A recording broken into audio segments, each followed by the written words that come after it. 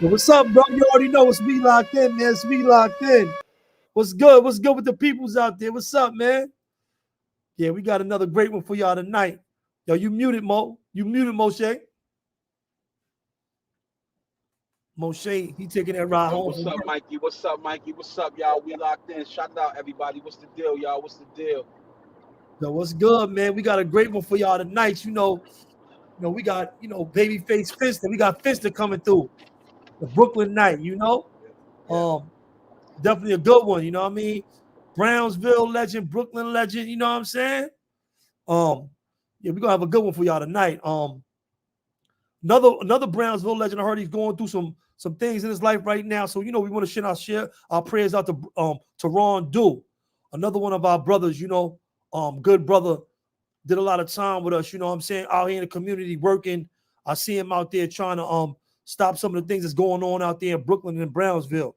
So salute to Ron Do. Prayers up to him and his family and whatever they're going through. I heard Foucault talking about it. You know what I'm saying? Yeah, Definitely nah, shout out. Yeah, you're right, man. Definitely shout out Ron, dude. You're right, bro. yeah, good God, man. Yo, what up, though, Mo? Yo, man, everything is good, man. So Fence hit me up. You know, there was a brother that got killed a couple of weeks ago out there in New Brunswick by police, and that's actually Fence's peoples. So they having a funeral for the brother today. So Finch just told me, man, he actually missed the funeral, but he's still paying his respect at the repast. So he said give him about 10, 15 minutes and he'll be here, to come up on here. So I told him, I said, listen, man, brother lost his life. So, you know, take your Right, time, do right. what you got to do, and we'll definitely be here, inshallah. And he has the link, so he's gonna pull up. And when he does, we'll just let him into the studio. But right now, he has to pay his respects to the family that just lost their loved ones. So that's most important. Inna lillahi wa inna ilayhi raji'un. Allah is to whom we belong, and it's to whom we all shall return to. So That's right. all is well, man. All is well. But everything is good, man. What's up, though, man? What's going on, man? Talk to me, Mikey. What's up, man? Yeah, I'm good, man. I just can't wait to see. I bumped into Fist out there in Queens one of them times. Um, it's good to see Fist out here working and doing what he got to do. Um, a good dude, definitely deserve it. Was a comrade in prison. A good dude. You know what I mean? I can't wait to hear him come up here and tell his story. You know what I'm saying? Talk about himself and his life. His experiences and the things that he been through. Yeah, Word. yeah. It's important that we share our stories, because if not, then somebody else will tell your story for you. And so it's important that we have an opportunity, man, to meet up with the brothers who we've known for quite some years, and use this as an opportunity, man, to help people become acquainted with who the person is, and get an opportunity to learn more about who you are. But not only that, some of the things you are involved in, and how you perhaps your life could have an impact on somebody that's tuned in. So everything is great. I'm glad that he's here, but we also want to talk about not only Fence, but what we intend on doing as far as these legendary series we want to start popping off at We Locked In. We want to start tapping into some of the legendary figures that we were raised around, some of the individuals that our predecessors, and even the young individuals that's on the come up, right? Because We Locked In, we want to tell our story. We want to be able to, share our stories, because we have a unique way of expressing ourselves. We have a unique culture, so we Right. want to be able to, share who we are to the public. And again, man, hopefully somebody could be inspired by it, man. So next week, the hope is, I mean, we still got some things we have to approve, before we can actually reach out to the personalities that's out there. But next week we got a headbanger too. We just got to basically connect with the brother. But we got another Brownsville legend coming up here next week.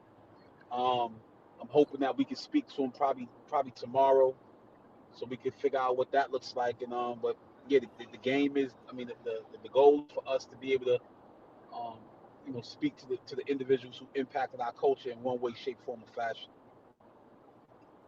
Yeah, you already know. That's what it is, man. And just having these guys out here, all they've been through. hopefully when y'all hear their stories, we try to always wrap it up. You know, we had tough lives. You know what I'm saying? Y'all hear about them. Y'all heard things. We had tough lives. You know what I mean? We turned it around. So hopefully, you know, y'all can take, you know, something and learn something from the lessons that we giving y'all, the life stories that we giving y'all, the testimonies that they giving y'all when they coming up here. And, you know, if you haven't made some of the, you know, the terrible mistakes that we made in our past, maybe you won't. Maybe you'll be wiser than us and do some of the things we doing now, you know what I'm saying, and never touch prison. You know what I'm saying? Never touch them hospital beds that we've been in all the different, you know, bad places that we've been due to our bad choices, you know. So that's some of the things we try to make sure that we're not just here to glorify the gangster stuff, or, you know, it just so happened that, you know, our path led us through, you know, the arena to the trenches, and we, you know, got these stories with these fellas. You know, we met up with a lot of these guys. So that's just the only difference why, you know, these are our peers. These were the guys that we came up with. These are the guys that we matured with. And, you know, really, some of these guys, you know, they're like family. They're like family to us. You know what I'm saying? When we was going through real struggles in our lives, they were there to support us.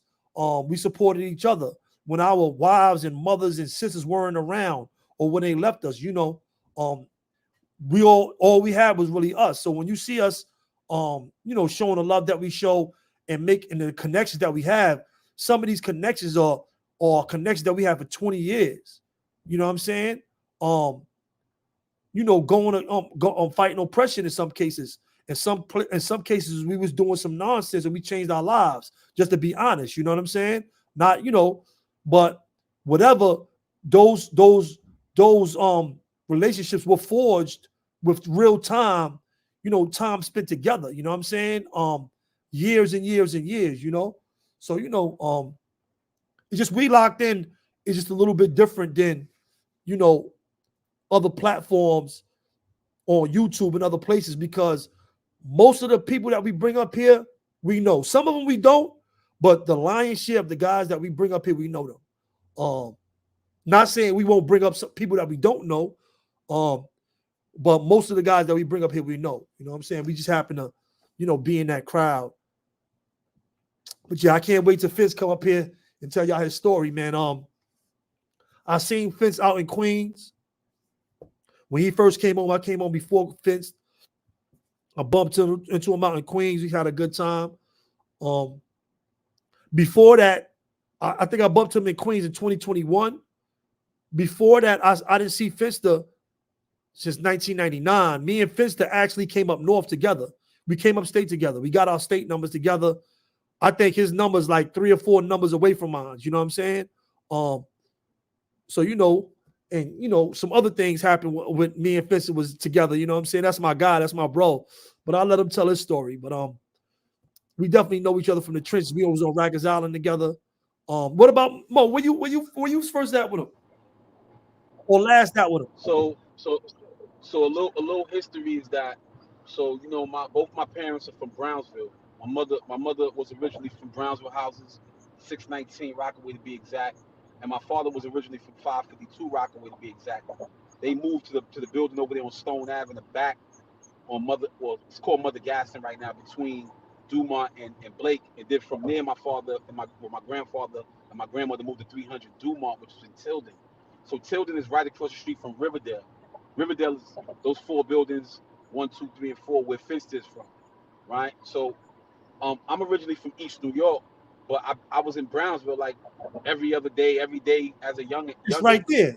For My people that don't grandparents, know, yeah, my paternal grandparents are both from there. So I stayed there like I was in the East, right? So, but that part of it, Finston and I didn't know one another. The strange thing was that one of my childhood friends who I grew up with, his name was Avery. Um, he ended up getting killed back in 9/8, and he literally has, we're gonna get into this, but he has a daughter by Finston's sister, right? So Finston's oldest niece is an individual who raised me, his daughter. And so we used to go to Riverdale back in the 80s. That's how I met Finsta. But being I was in Brownsville all the time, that relationship where I met Fensta through my man Abe, I used to just go over there and just hang with their whole clique without even them knowing about it because I was in Brownsville like all the time. And then as I got older, I started, running the streets in Brownsville, wilding out and stuff like that.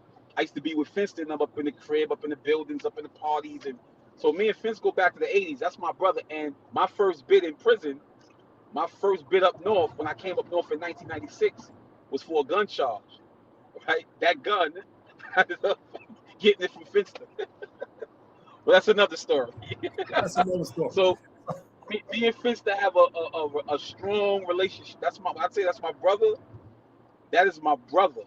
On a whole new different level, right? So me and Fence don't just know each other. We know each other. That's family for real. So, um, we done been in some things. So that's bro right there for real. And so I'm glad that he is home after doing all that time. Um, Somebody said how old are you? Y'all play mad games in this chat. I will get real disrespectful on y'all. Y'all talk about my age. Don't play with my age. I'm 30. I'm 30. So but yeah, that's how I know Fence, man. So I'm glad that he's home. Fence actually left me. We're gonna talk about. I can't wait for him to come on.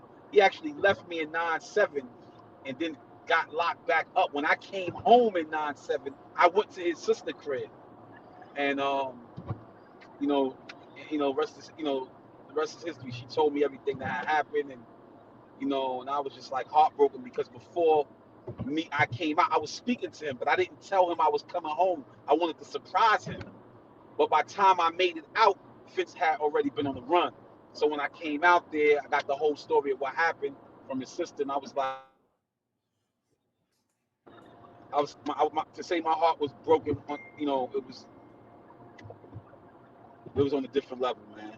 Stop trying to guess my age, y'all wilding in the chat. Y'all all the way out of line. They shook my 45. O'Shea 45. I'm 30. I told you I'm 30. I did 22 years in jail. I went to jail when I was like 6. Came out 30. You was the what's that little man? What's his name? Yeah, what's the little man name? The Wayne brothers. They got that show The that Wayne dude. brother. The Wayne brother. Nah, but so me and Fence, man, we have a really solid relationship, and it's beautiful. I didn't see Fence from 9/7 until I got the Wendy in 2013. So it really was like 16 years. Oh, you was at Wendy's in 2013?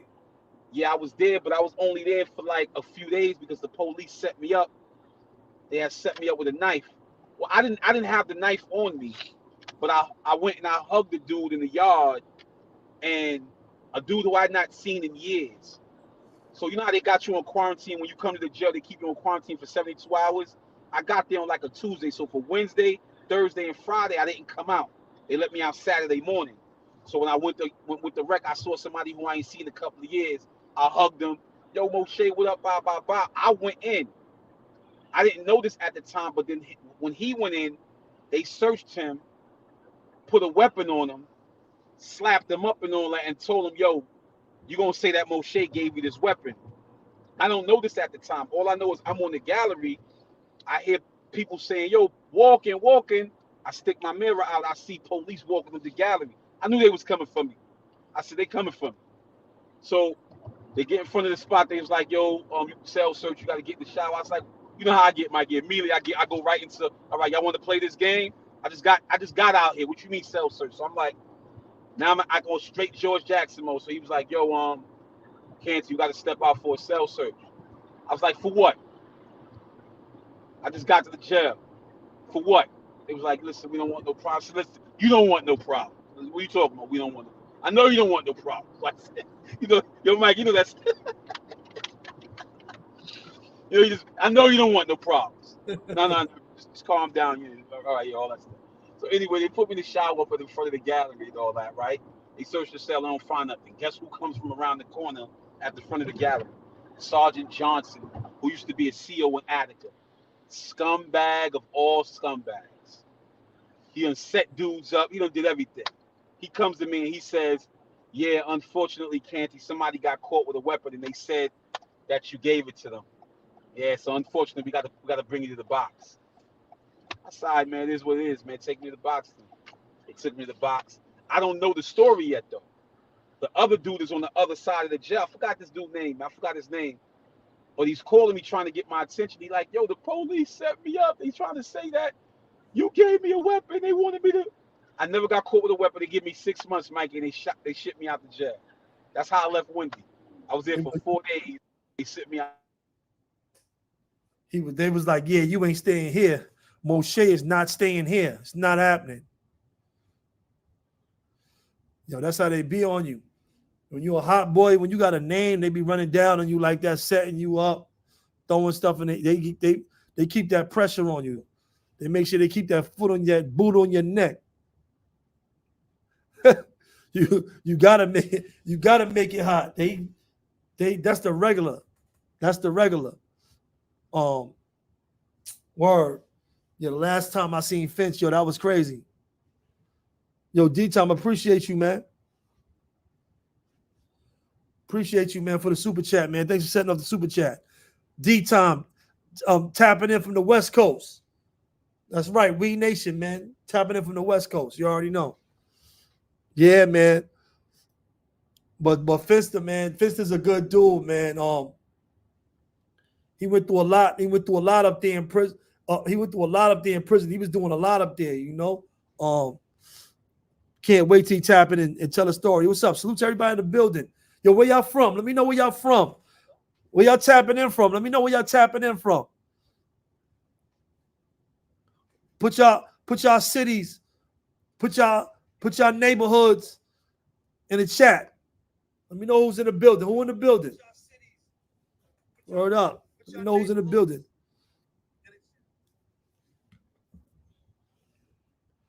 Harlem. Yo, I was just up there in Harlem. Poconos. Yo, Newark, what up? I was just eating at a spot in Harlem. It was pretty good too. They had a nice vibe up there. Brooklyn, Oaktown, the town, Oakland, West Side, in the building. Yo, word, we be here, man. I ain't gonna front. Fensta was a wild boy. Fensta was a wild boy up there. Here go Mo's back. Mo tapped out for a second. All right, nah. What happened was Fensta was calling me. He's trying to get in to the studio, but he forgot his password for his email. So he's trying to come in now, right? All right. He can't get in because he don't remember the password.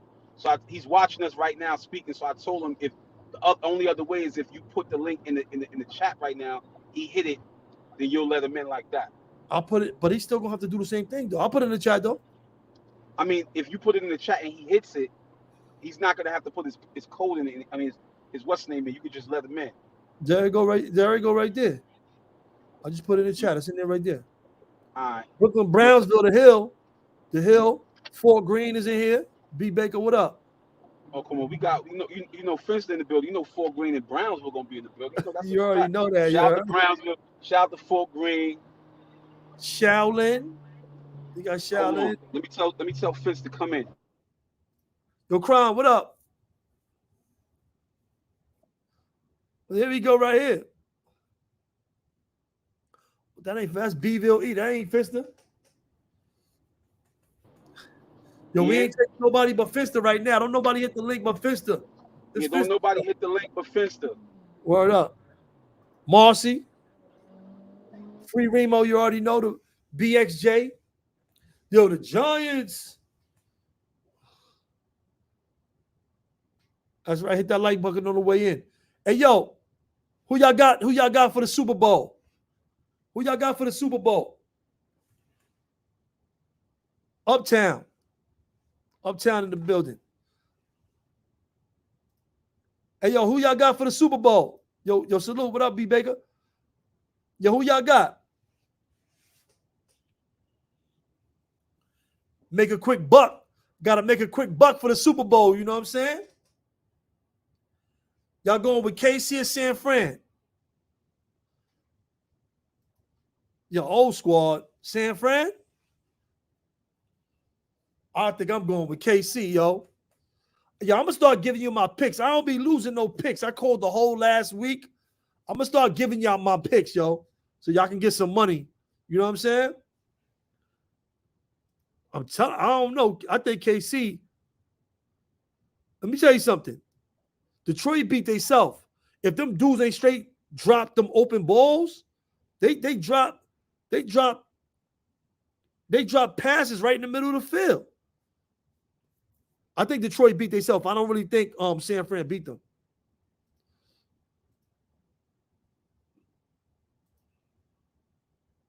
'90s. The Jets gonna win. You tripping? Harlem in the building. You know, KC. But yeah, I think KC gonna take it all, man. Y'all heard it here first, man. I think KC gonna take it all again. Patrick Mahomes and Kelsey is nothing to play with, man. Them dudes is no joke. Without Hill, that team is no joke, man.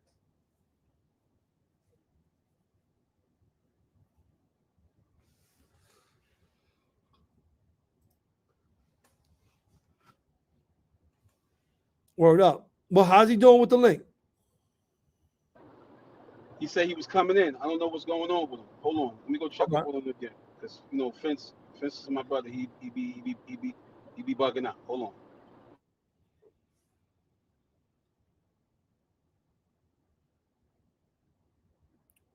on. Yeah, I think KC got him. You heard?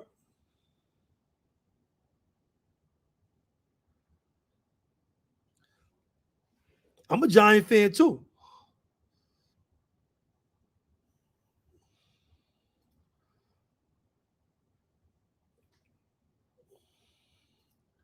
Listen, I don't think San Fran got it. I don't think they're gonna be able to close them out. Not KC. They too nice.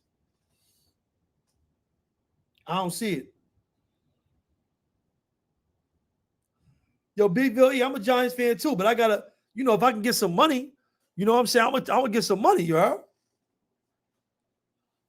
Get your fan duel together, you heard?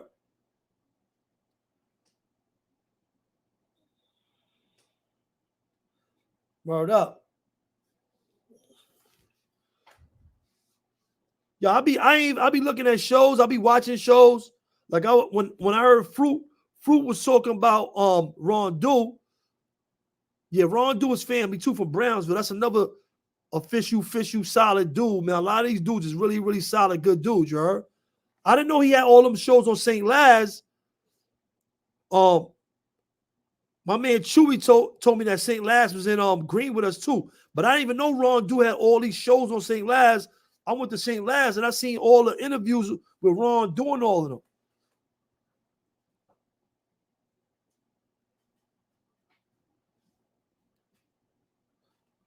Yeah, what's up, Mo? Yeah, he said he was having a little issue. He didn't know that he can hit the link by looking at all the names in the chat. So you gotta, how with us, we gotta be patient with this stuff because we ain't, a lot of us coming from out the pins, man. We not too savvy with this stuff here. So he's I'm gonna trying to put the get link for him. savvy.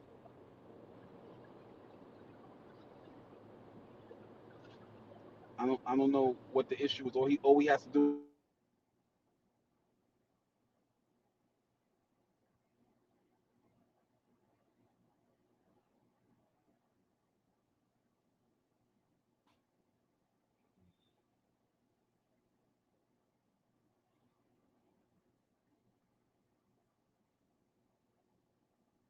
I'm trying to pin it. I'm trying to pin the link now.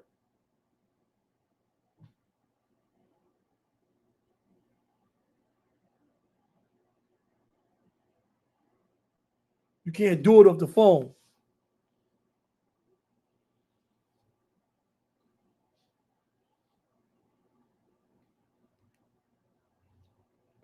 I'm telling y'all, man. Don't be losing your money on what you call it.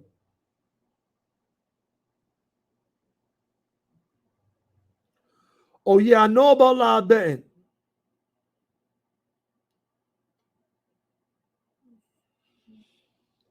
Yeah, I be knowing about the live betting. I be doing a live betting.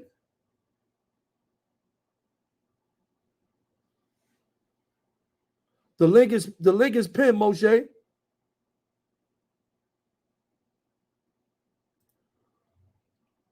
You said I was in one with Ron. Do what you mean? You said he mentioned me in one?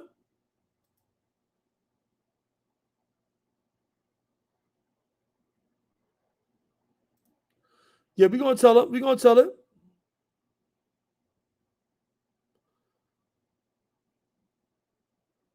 Yeah, I pinned the link. The link is pinned, Mo. Yeah, I know. I heard you.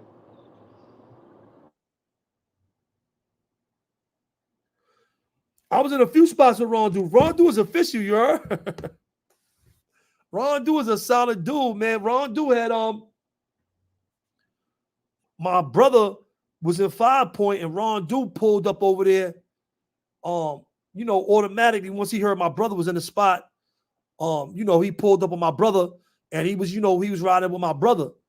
And Ron Do, they got into something, and Ron Do, he went out, he rode out with my brother 5 Points. They blew the spot over there in 5 Points together.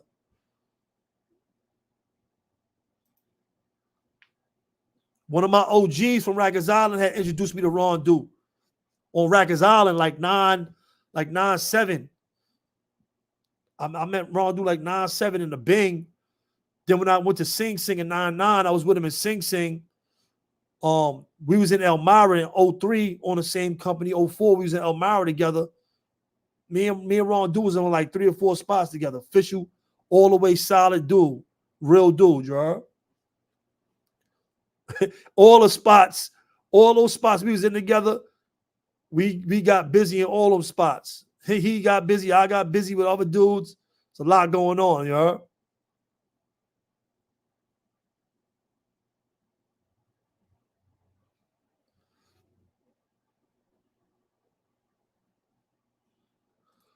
He told that in the story, Eduardo. He told that in the story. He put my name in. I didn't know that. I didn't hear it. But I was around. He got into a lot of stuff. He was getting into different things. Ron Do was active. Ron Do was all the way active his whole time, man. He ain't really, he is smooth. Oh, all right, I'm gonna check it out. It's on St. Laz. I'm gonna check it out. But he ain't capping. Them dudes is not, he ain't doing no capping. Ron Do was all the way about it, official, you heard? Solid, good dude.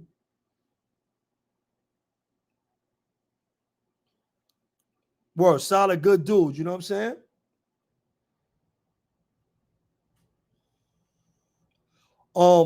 And a lot of these stories from these guys, we're gonna be bringing a lot of guys up here. Some was in gang, some weren't. But a lot of these guys that the neutral guys that you hear that were legends or guards or whatever, a lot of those guys supported us.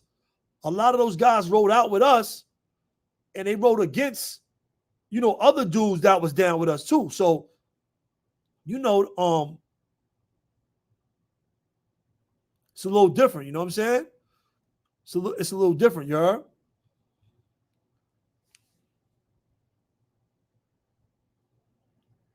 Word up. But I got some good questions to ask Vince about that. A lot of stuff that he had been through,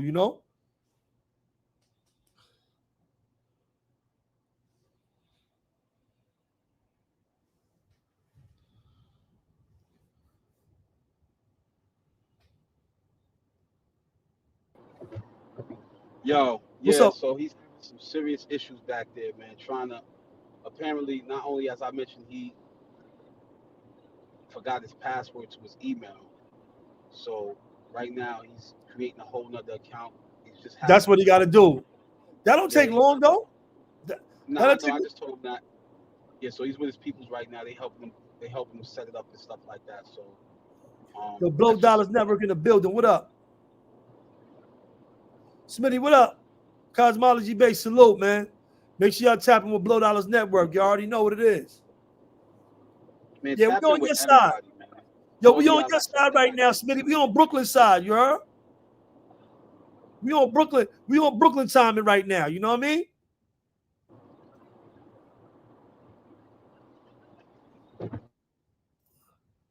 We on Brooklyn timing.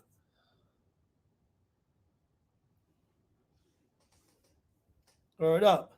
Yeah, Mo. I was just saying, they somebody said that Ron Do had mentioned me in one of his stories of St. Laz in one of his stories and stuff. You know what I mean? Oh yeah, But nah. I mean, that's people's right there. So word. I'm not surprised at that. I'm not surprised at that. I hope But I hope that he's doing all right though. um, a lot of guys that supported us when there wasn't too many homies um that were neutral and Jamaican and Rasta ended up getting it on with a lot of the newer homies and other homies in other spots, basically the newer homies, the newer generation homies, all of our allies, all of the dudes that roll with us. Um, these guys got it on with trying to oppress the phones, trying to take different stuff and start in situations.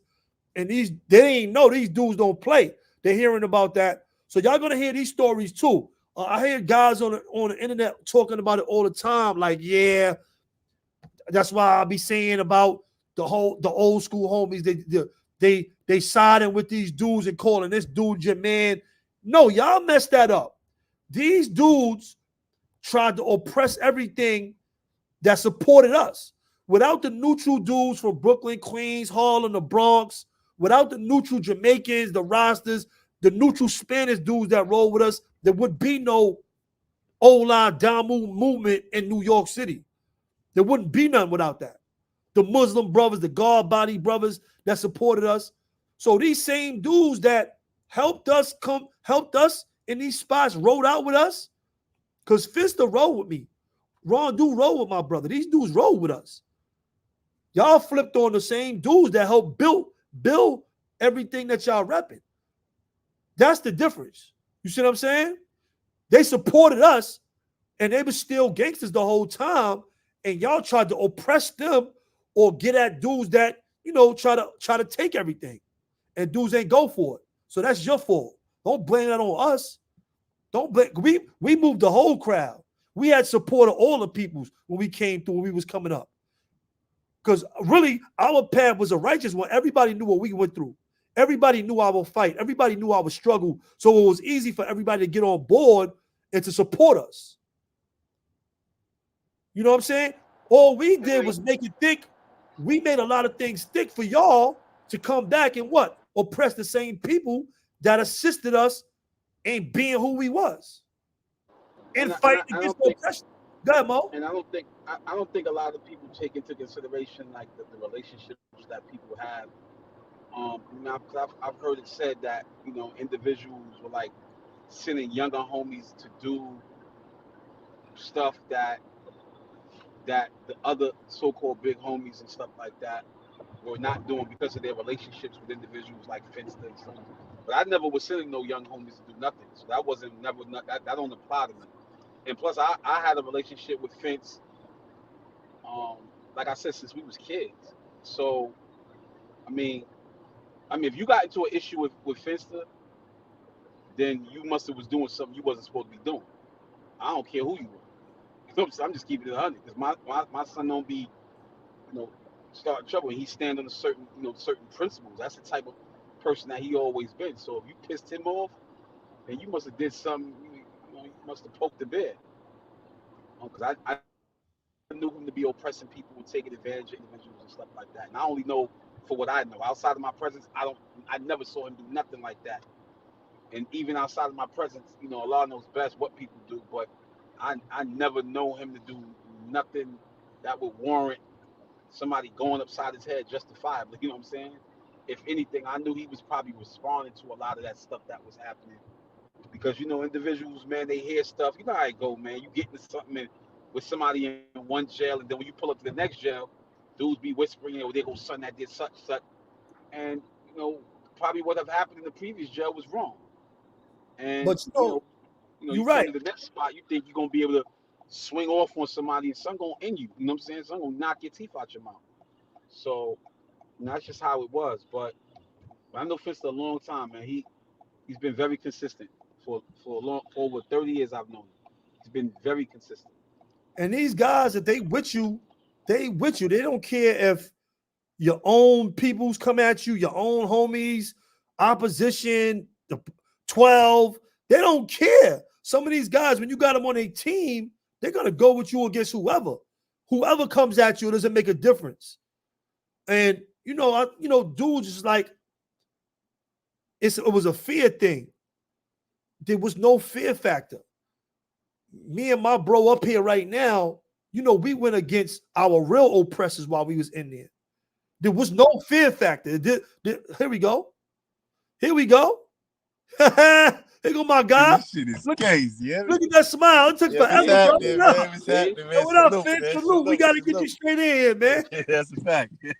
Yo, what's good with you, bro? Yeah, everything good, man. Everything good, man. Just came, man. I'm about to go back to work and shit. I just came from a repast. My man just passed away and shit. So I just went to go check it out real quick. You know what I'm saying? Send my blessings. You already know, bro. R.I.P. Well, yeah, that's a fact.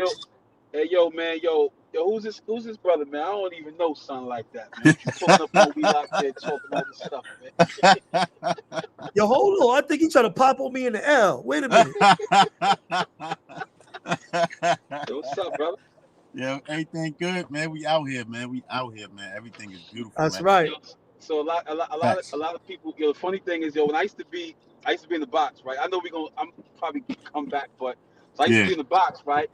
And yo, I used to be hearing people talk about Finch, right? And I used to act like I never knew you, right? I used to see the cut. It's like, yo, this dude named Fensta, no shit. I used to be sitting there like this. What Fensta from where? Like, yo, he from Brownsville. I'm like, word? That's when I was Fensta with the happened? gold teeth. That's when I was Fensta with the gold teeth. You hear me? What happened? I'm like, nah, yo, son, man, this dude knocked somebody out in the field house. Yeah, facts. So I was like, oh, Yo, word? friend, salute, Somebody done pissed him off. Somebody done got my boy upset. Yo, shout out to friends, man. Ian Y in the building, man. Love you, big bro. Friend, shout You say out. Cam or Fran? Fran. Oh yeah, cause Fran, I sent Fran the link too. All right, I just seen Fran when I was out in Brooklyn at a wake. Yeah, you gonna definitely see Fran. Fran's always pulling up somewhere, man. Yeah, I seen Fran and Mummy. Salute to the brothers. Salute to them. Man. So, friends, we wanted to have you up here and we locked in, man. One, because not only are you our brother and we love you and stuff like that, but we wanted, what I'm saying, to give, for you to cast a light on a little bit about, where you're from and so on and so forth, because we wanted to do the series on legends from Brownsville, and who better, man, to do that than the individuals who we know come from the community, and also, man, they were out there, man, when we were all young and stuff like that, laying the work down. So no question. So we got a lot of people we got to call. There's a lot of people in Brownsville, a lot of people, legends. A lot of legends. People, like man. 369 legends in Brownsville. Word right? to mother, man. Word to mother. Right? Facts. So speak. Let people get familiar with what Brownsville, who Brownsville is, and what it means to you overall. All right. Well, first and foremost, what I'm saying, I'm from Riverdale Projects. You know what I'm saying? Born and raised Riverdale Projects. You know what I'm saying? It wasn't really many of us. It was like 4 buildings. Hold on for a second. Good. Hold on for 1 second.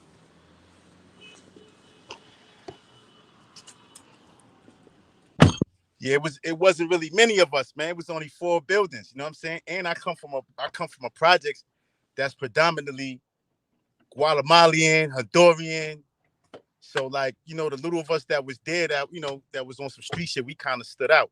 You know what I'm saying? And it was a little bit more rougher because we had issues with a lot of niggas from across the street, from Tilden Projects, from Plaza and shit like that. So every time each side we come out, you know how this project constructed. Each side come out, it used to be little issues. You know what I'm saying? But besides all that, my upbringing was kind of modest. My mother, she worked and all that. Me and my sister, whatever the case may be. And basically, me coming up, I looked up the person I really looked up to, which we both familiar with, is Avery. You know what I'm saying? My sister baby father. You know what I mean? So I came up under him. Anything he really said, I just was glued to. You know what I'm saying? You know what I mean? So basically, and so basically just leading to Avery, because Avery was a fly dude. So I looked up to him. I kind of, all the standards I wanted to be with him. That's why I even got the gold tee from. You see what I'm saying? Like, and word to mother, bro. Like, I'm keeping all the way gully. Like, my whole standard was based on him and with that fly shit. So basically coming up too, also, you think what I'm saying, with the low life and Ralphie kid situation and era. I see them dudes back in the days coming off the train, a whole bunch of, fly shit going on. I wanted to participate in that. You know what I mean? Right. So, you know what I mean? So basically I got involved, you know what I'm saying, set my mark in there, you know what I'm saying? But it was like I was basically on two sides of a situation, because basically a lot of dudes that was G'ing, like I was fucking with niggas from the 90s and shit like that. That's actually how, to give dudes a little bit of history too. Like, for instance, like Psych Bike, you know what I mean? Psych Bike was like paying the load. He fucked with us too, you know what I mean? This is why even in my prison situation, where dudes used to say, oh, Fensta's a blood hater, or he fucking with the crippin' nigga, I came up with these niggas. I was getting money with these niggas. So you think I'm gonna lead these niggas, you know what I'm saying? So that's what, just to give, not to go too far into the prison shit yet, but you know what I'm saying? But basically, coming up, fucking with Ave and all that, then coming to the East, you know what I'm saying? Meeting you, Steve, and everybody, you know what I'm saying? And even though we had two different, perspectives, but East New York and Brownsville was right there. And, Ave linked us, and shit was really history from there. You know what I'm saying? But Yeah. my basically focus, even from when I was younger, like I was mainly on some fly shit. I wanted to get money. Like, my focus was always on that from day one. Everybody that know me know that, what I'm saying, that was my thing. I was running up in them stores, tearing them shits up, getting money from a young age, you heard? And then, how that shit go, man. From Brownsville, from one of the grimiest areas in the motherfucking planet of planet, you hear me? So, coming through with fly shit and shit like that at those times was kind of like, it was so crazy. Shit was so grimy in Brownsville. If you was a fly nigga looked at you like you was weak. That's how crazy it was. That's how silly and stupid that, what I'm saying, when we think about it, you fly, you a pretty boy, niggas think you pussy because you fly. You gotta be dirty to be a gangster. This shit was ridiculous, homie. The shit we think about, what I'm saying, now, back into now, is really ridiculous. But that's how it was, bro. Like, you come through with certain shit, because no disrespect to dudes hustle, but me personally, I never was snatching earrings. I never snatching chains and shit. That wasn't me. You see what I'm saying? That wasn't my thing, man. I'm running in stores, nigga. I was doing other shit. I probably did a couple of jokes and shit like that. You know what I'm saying? Shit like that. But that wasn't me, nigga. I'm not standing by the B60 bus snatching earrings. You know what I'm saying? So niggas was mad at me because maybe, you know what I'm saying? I had a different lifestyle living, homie. Right, the Yo, mother.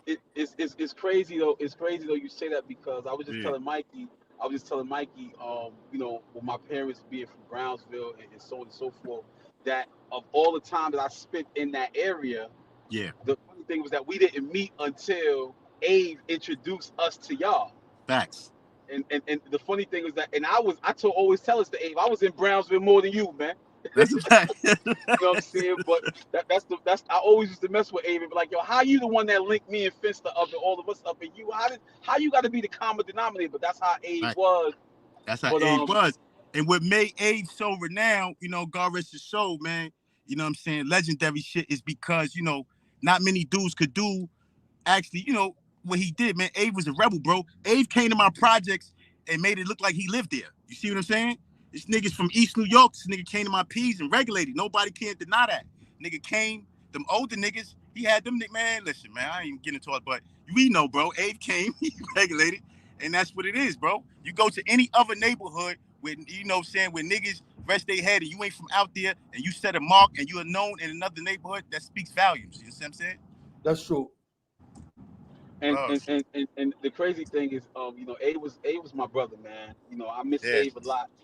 But we'll get into that, man. So So what year did you did Abe start messing with your sister? Because I can't remember the All right. first time we met. Like, because it Ave was it was was a messing. really Ave was messing with my sister since like the 80s, bro. Like 88, some shit like that. You heard? You know what I'm saying? yeah. I Ave was told Mikey messing that with I Mo just couldn't for a remember the mad. year. I couldn't Yeah, remember the Ave, year. because Alexis, my niece, was born in 92. No, 91. My niece was born in 91. No, 90. I'm bugging. She was born in 90. So yeah, they was messing with each other for like the late 80s and shit like that. You heard? Yeah, because the first time Abe asked me to go out there, man, I was like, yo, I was like 12, I think. We was really young. When me and Yeah, we Steve was went out, young. yeah, we was really, really, really young, man. It was like, damn, like we was like meeting y'all for the first time. And I remember seeing Coop and Sandros and all y'all. You It was know what like, I'm yo, saying? once we all started, yo, it was Yo, like we was shout out to brothers. Coop, man. Shout out to Sandros, man. Yo, no, definitely shout out to Coop, shout out to Sandros, all Shiz, all y'all. Yo, Yeah, listen, Shiz, man. Shout out to Shiz. Shout out to Monster. You dig what I'm saying? Monster, Word, man. yo, Shout y'all out to was my K brothers, man, Wise. for K real, Wise, man. man. You know what I'm saying? Word, man. So you spoke about speak about when because you was always wild, but I mean, did you have to fight because like coming up dudes thought you was this pretty boy dude and this fly dude, and did that Yeah, that created exactly. mad problems for Exactly. Come on, my name was Babyface. You know what time it is. You know, scrap with niggas over here. Niggas don't want me around their girl, their mother, sister, nobody. yo? Nah, I'm I'm a just not fucking around, yo but nah, yo I'm I'm a just fucking not around, but just to talk about that, not to be funny, not I'm just playing around, but regardless of what a person's name was, like just the environment and the era we came up with, you had to scrap, bro. You see what I'm saying? Either whatever happened was gonna happen. Like we got into situations, you know what I'm saying? Word, we was up, we was down, whatever happened, we went through war, whatever the case was. You see what I'm saying? Like I had my share of issues, you know what I'm saying? And and I regulated regardless of what happened. If a nigga got right on me or I got right on a nigga, you dig what I'm saying? I always stood my ground. You see what I'm saying? So, but it was always like that in them areas. Brownsville was one of like the impoverished. It was real. Motherfuckers was fucked up. Then you got the projects on. You cross one street, you in a whole nother project. You cross another street, you in another project. You see what I'm saying? Now, not to take away from the Ville, you had niggas that was getting. Don't get me wrong, you had niggas that was getting money and then just the culture of low lives. Ralphie kids come from Brownsville ever, so you got some fly niggas. You had niggas that was taking bread. It's just that you had more so other motherfuckers that was just more so on some robbery shit. Y'all was known for robbery in Brownsville. Yeah, that's what it's known. The Brownsville's known for robbery, man. You know what I'm saying? So that was just a way of life for certain individuals. You know what I'm saying? Niggas just came up. I was robbing shoe. It was just I was doing things differently. You see what I'm saying? A hustle is a hustle. Right, right, right. You know what I mean? So, Word. so when was the first time you had went to prison? All right, the first time I went to prison had to be like, damn, I was young, man. I went to Spofford. Shit had to be like 91, 92 or some shit like that. You heard? Right. Probably like 9192 or 90, some shit like that. I don't really recall, but remember going to Spofford. You know what I'm saying? Going to them NSD group homes, shit like that. You know what I'm saying? And then it just kept escalating from there. Then going to Rikers Island, 4 building, then leaving, coming back. Because actually, when back in '96, I actually went up north. Me and Mo, me and Mo was up north together when I first bid, you heard? Oh, word? Yeah, that's a fact, man. Me and this nigga Mo Shea. Matter of fact, Mo Shea went up north for my hammer. I gave them niggas the hammer. He was saying that before you got on, you heard? Huh? He was saying that before you got on. Go Yeah, ahead, that's though. a fact. Like, cause check it. My we was talking about Avery. You know what I'm saying? Niggas from Mo's side had robbed Steve, which is Avery's little brother. So Abe was out of town. So Abe called me like, yo, boy, what's up? You got some handguns over there? I'm like, yeah. He like, yo, listen, I need you to I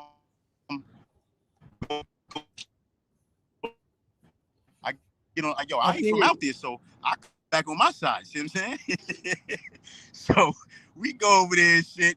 We come out the fuck the case may be. We going in the building. Steve got the hammer on him. So police is behind us. They got some niggas out there. They call Batman, Rob, whatever the fuck these niggas was called at the time.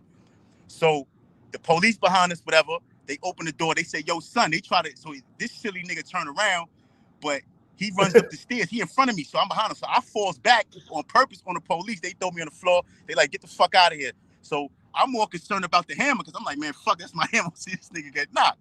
So anyway, he run into these mowing them niggas man crib, whatever, stash the hammer. They got him. They bring him downstairs. So being I was still in front of the building, they locked me up. So boom, we go through the system, whatever. We wind up get R&R. They ain't had no hammer, nothing. They was just mad and shit. They ain't had no hammer, nothing. We get R&R, whatever, the next day. So I basically lead a hammer over there. So, you know, mowing them niggas is running crazy with the shit. Them niggas running crazy. But I left that shit over there for like 4 months. I was messing with this girl at the time. And she was like, yo, let's go somewhere. I said, matter of fact, call me to go get this hammer. So when I called the nigga Abe brother, he like, yo, Mo got knocked. You heard? Oh, Mike? Yeah, Mikey, he like, yo, Mo got knocked. So I'm like, what? But he laughing because son is always laughing. Like, yo, Mo got knocked with the hammer. But you know how back in the days, Mikey, I'm gonna keep it real. I'm thinking Mo and them niggas booked me. You heard? Oh, that's great. That's how it go. You're right. Yeah, I'm like, them niggas ain't getting knocked. Cause look, it then it would make matters worse. When I pull up to Gersh Park, where them niggas is at on Boulevard, I come over there. This nigga Moshe playing ball in the park. I'm like, the fuck out of here. Word to mother, Mikey. So the nigga Steve like, nah, I'm gonna pay you. So, but made matters crazy. I wound up getting knocked, and then when I came through the island, I see the nigga Mo. Mo done copped out to the hammer, you heard? Oh, all right. Yeah, facts, man. Whoa. Oh, yeah, you see me saying that shit before you got up. Yeah, that's a fact, man. So how was the 4 building the first time you went there? How was it? Yeah, the 4 building, I ain't gonna front, man. That shit was to be honest, that shit to me, that shit was nerve-wracking, man. I ain't gonna even hold you, huh? Oh, the first time you went through there? Huh? The first time you went through there was like that? Yeah, the first time I went through there, I was kind of nervous because I was like, then, because you know, even regulating in the street and doing what I was doing in the street, this is a whole different ball game now, you heard? Right. You see what I'm saying? So, and I'm gonna keep it real. Like the first time when I was seeing niggas with all these wild cuts on their face, I'm like, damn, what the fuck? But you know, I got the impression too, because you know, when you first hear that jail shit, like you hear snitches get stitches. But I'm seeing niggas that's official, yeah. Right. They ain't telling nothing. But I'm gonna be real with you, bro. What made me really start like, man, fuck all this shit. What really shook the nerve, because I seen that it was a nigga that was on the 4 building that was actually for my P's. You know, I ain't gonna say no names, or whatever. But we used to wow on this nigga and chase this nigga in the spot. I see him. He got phone time, a herc on, and all that. I'm like, what? See what I'm saying? So that guy that said, man, I'm pushing the envelope. You hear me? Yeah, right. Yeah, facts, bro. Yeah, so. All right. So that was the 9-6 the first time you hit the 4 building? Yeah, nah. The first time I hit the 4 building had to be like 9-4, 9-5 or something, you heard? Oh, all right. Like 9-4, 9-5. Then when I came back through, I came back 9-6. I went up north, came back. I had a 1-3, 9-6. That's when me and Mo was together. We was in Washington, Mount McGregor, all them little medium spots. Then I came home and then I caught this case. Then I came back through 9-7. Right. Basically, me and Mo came back right through, right back through. Basically, the following year I came right back through. Basically, I came home and my case transpired the same week I came home. You got caught again? Yeah, I got caught the same week. Basically, the same week I came home, bro. Word to my mother. Wow. I came home April 16th, 1997. This case happened April 23rd. Wow. Facts. All right, so you kept the case. You come on. So was it homies and stuff like that when you was on the island in 9-4, 9-5? How was the houses?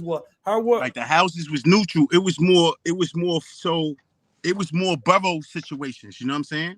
That's how I came through. That's how it was. It was more borough shit. Or if you know you fuck with niggas official, whatever the case may be, that's just what it is. You know what I'm saying? Regardless of what. Like when I came through, niggas might have had, son had like they'd be like, yo, son got an hour, son got 2 hours, son got a half. You had to fight a nigga. Yo, you shake out with a nigga, get a half an hour, get 15 minutes off of his shit or whatever. That's how it went. You see what I'm saying? So it was kind of different. We had it a little bit more rougher. You see what I'm saying? And to be honest with you, like when I came back through 9-7, like even 9-6, like that's when the blood culture, because you know, I'm gonna keep it real. Back then, as you know, Mikey, niggas, it wasn't as many homies as it was. Niggas was scared to be blood back then. Yeah. You know what I'm saying? And this is coming from a nigga that's neutral. Like, I seen niggas was scared to be blood. It was only a few homie niggas. Yeah, right. You see what I'm saying? Right. Yeah, and it was just other niggas that was getting busy. You know what I'm saying? Right. Word, man. Word. Right. So coming back, go ahead, keep going. So I say that to say this. So now when I come back through, and being that you got certain gang situation, to be honest with you, it kind of made it easier for certain niggas, because now you could come through and be like, yo, son is such and such. Now you get on the phone, got time and shit. You know what I'm saying? All type of shit. You know what I mean? Niggas ain't give a fuck if they grew up with you, nigga, back then. Mikey, you came through, nigga. We don't give a fuck what you was doing, nigga, on Mother Gaston, nigga. You got to do that shit here and here, nigga. Right. See what I'm saying? Word to mother. Nigga didn't give a fuck about that, because at the end of the time, he regulated for his time. I mean, if you my man, hell yeah. I mean, ain't nothing to... I share 15 minutes with you if I got a half an hour, but at the end of the day, nigga, you gonna have to start regulating and punch another nigga in his face and get some time around it. Right. Right. That's how it was. Yeah, that's how it was. But then, when the gang culture came, it made it kind of easier for certain individuals. You know what I'm saying? Oh, yeah. Oh. And I ain't just talking about, I'm not just talking about gang culture as far as blood Crips, because even with the Brooklyn situation, even up north, I'm talking about all around. You see what I'm saying? Yeah. I'm not just talking about that. That everybody, benefited off of certain shit with motherfuckers. You know what I mean? Yeah, because you had Spanish phones, you got, you had, you know what I'm saying? You had king phones, you had gang phones, so everybody got a little bit of time. Yeah, everybody, you know what I mean? It worked a little bit better. It worked a little bit better. That's a fact. Back in the days, it was hard. You had to get busy. Yeah, you had to really get busy, man. And then, and then when you go to different houses, you probably had to get busy all over again. You know what I mean? Yeah, you got to, turn it up again. You got to, because, dude, they trying to get up they time for you. You gonna have to get in. Right. All right. So coming back, how was it when you came back? So when I came back, I seen the transition. I wasn't familiar with certain things. So, like, I remember going to Brooklyn House. I swear to God, right? I remember going to Brooklyn House, right? And I had a red and white shirt on. And a dude asked me, and I had a chain on and shit. So a dude asked me, he's like, yo, you dick like quick? And I'm like, what? What the fuck are you talking about, right? Like, what the fuck is it? I'm thinking the nigga talking about my chains, other shit. I don't know what the fuck this nigga. So that was the difference. Like, I had to get schooled to certain shit and know what was what, and you know what I'm saying? And just understand that this shit was all the way different. It was like the progression stage of a whole bunch of shit was going on at them times. You know what I'm saying? Because now that I came back through, I'm no longer an adolescent. I'm an adult now. Right. So what houses, what blocks, what spots you hit? The Beacon AZ, where you was at? All right. When I first hit when I first came through this trip, I went to I was in Brooklyn House for a minute on the 9th floor, and then I went to where I went. I went from Brooklyn House. I went to fucking HDM. Yeah, I went to HDM. I was in 5 block in HDM and shit. Some shit popped over there with with this nigga named K Tar and shit. He robbed some Spanish doing this shit. So shit got crazy with us and the Spanish brothers and shit. So with the Nietas, Latin Kings, a couple of homies. I remember G Money and fucking Little G Money? Yeah, G Money with the cut on his face. That's a fact. G Money and fucking YB and all them niggas. We all turned it up in that building, and they switched all of us to different buildings. So from there, I went to C73. Oh, all right. I never made it to the 3 building, but go ahead. Right. I never made it there. So I went to the 3 building, stayed though. I was this 3 building. That's when I met that's my bro too. That's when I met the nigga Uptown. Well, he was going by Uptown at the time, D Stone, you heard? All right. Yeah, met D Stone and shit. You know what I'm saying? Came in the building, whatever. You know what I'm saying? And he'll tell you, basically from that HDM situation, I was already feeling away. So with the Spanish brother, so now when I come in this house in C73, Spanish nigga, they got the shit on lock. They got the phone. These niggas it's like 4 or 5 Spanish niggas in there. I mean, 4 or 5 black niggas in there. And it was one blood nigga. Matter of fact, the nigga Tweet was in there at the time. Tweety, light skin? Yeah, Tweety from Queens. But I think he left right after I came. He left and shit. So these Spanish niggas, they got the phone and shit. Niggas ain't got no time and nothing like that. So I'm like, the fuck going on? So one day I'm on the phone. I'm on the phone. So I never forget, nigga, that nigga named Indy on shit. He was like, yo, pop out. That's the nigga's time to stand the third. So I'm like, all right. He was like, all right, not finished. So boom, I give us the phone. So the next day, around the same time, the phone is hanging. So I get on the phone, whatever, and shit. And the nigga like, yo, yo, Papa, didn't I tell you yesterday, this, that, and the third? I'm like, what the fuck out of here, nigga? It's on the third. So he goes in his cell, puts his sneakers on, he comes out. So you know in the C-73 is a little day room shit. It's a little bathroom in the day room. So he was like, yo, when you finish, get off the phone, let me holler at you. So I come, so when I go in the bathroom, when I come out, I get off the phone, I go where he's at in the back. He's in the bathroom, he backs out of fiber shit. So he's like, yo, didn't I tell you about the phone, this, that, and the third? So, I ain't gonna go in the bathroom. I'm like, yo, what you gonna do with that? So he like, and now my mom like, yo, getting the fuck out of here, you hear me? So, bro, so check it. So I go to the black niggas, I go to DC, I always wreck D Stone about this. So I go to D Stone and them niggas. I'm like, yo, what's up, son? Niggas got, I go to the black nigga. I'm like, what's up? Y'all niggas got a hammer, son, in here? This nigga just backed the fucking knife out on me, nigga. I'm out of here, nigga. I'm not staying in here. So them niggas like, yo, chill, boy, ain't no chilling, nigga. And I'm looking at them niggas at the time like, y'all niggas ain't got no fucking phone time. What the fuck is y'all talking about chill? Right? So, wow, right. So I'm like, yo, give me the hammer. So they got one hammer. They like, yo, this is the only hammer we got. We ain't giving it. I said, all right. So I'm sitting in the back and I'm watching these Spanish niggas. They playing dominant, going to do something mad as hell. So I said, something got to give.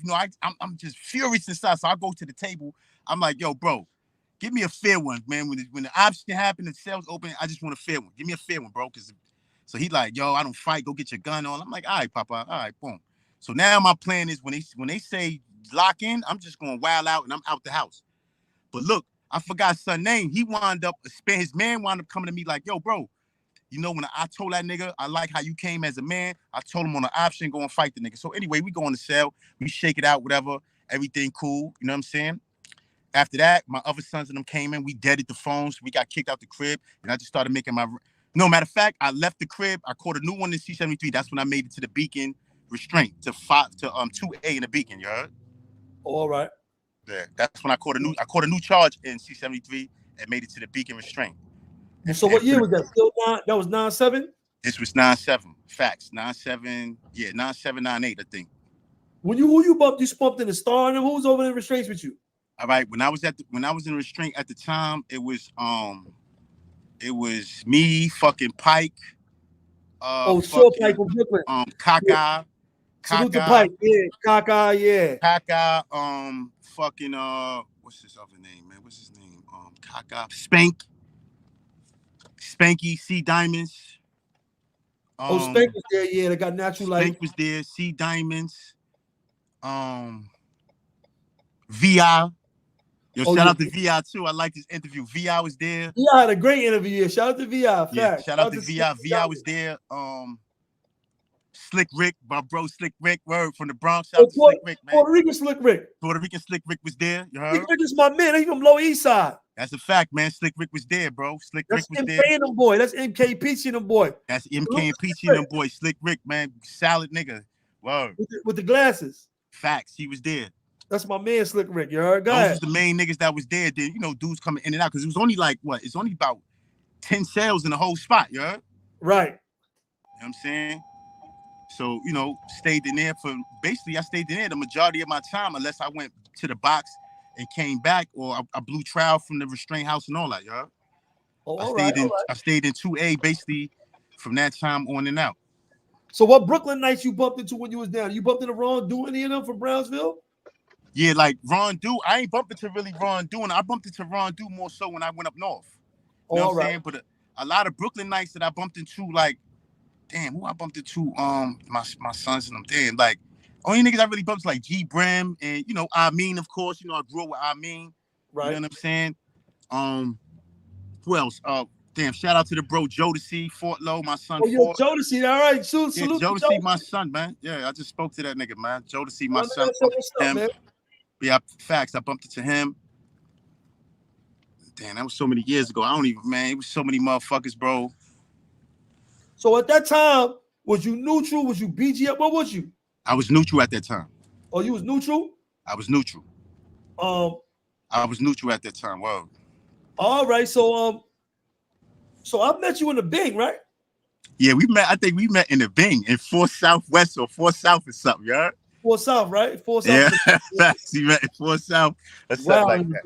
We remember we went up. We went to then we bumped heads really officially when we both went to Downstate together. Downstate. What was your number? What was your last 3? 0113.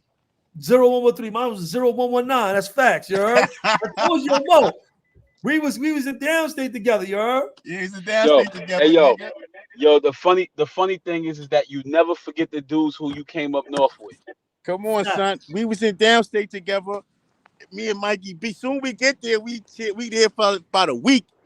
About a week we there. Remember Mikey and then this silly nigga Gangsta Light. Gangsta Light. This dude gets hit up. Tell him what happened, Fensta. All right, so check it. So the nigga Gangsta Light.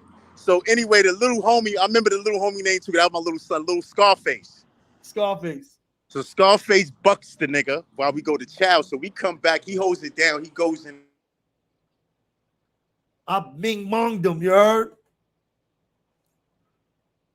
Yo, he froze. Fensta froze. Yo, yeah, I had some tech issues too, partly, man. It was crazy for a minute.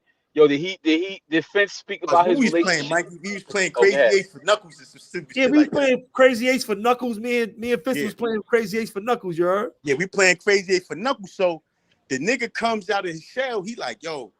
He was trying to break the locker. You heard him in there trying to break the locker. Yeah, he's trying to break a locker. He's hit already. He's hit already. Yeah, he's already hit. He's already hit. He's already hit.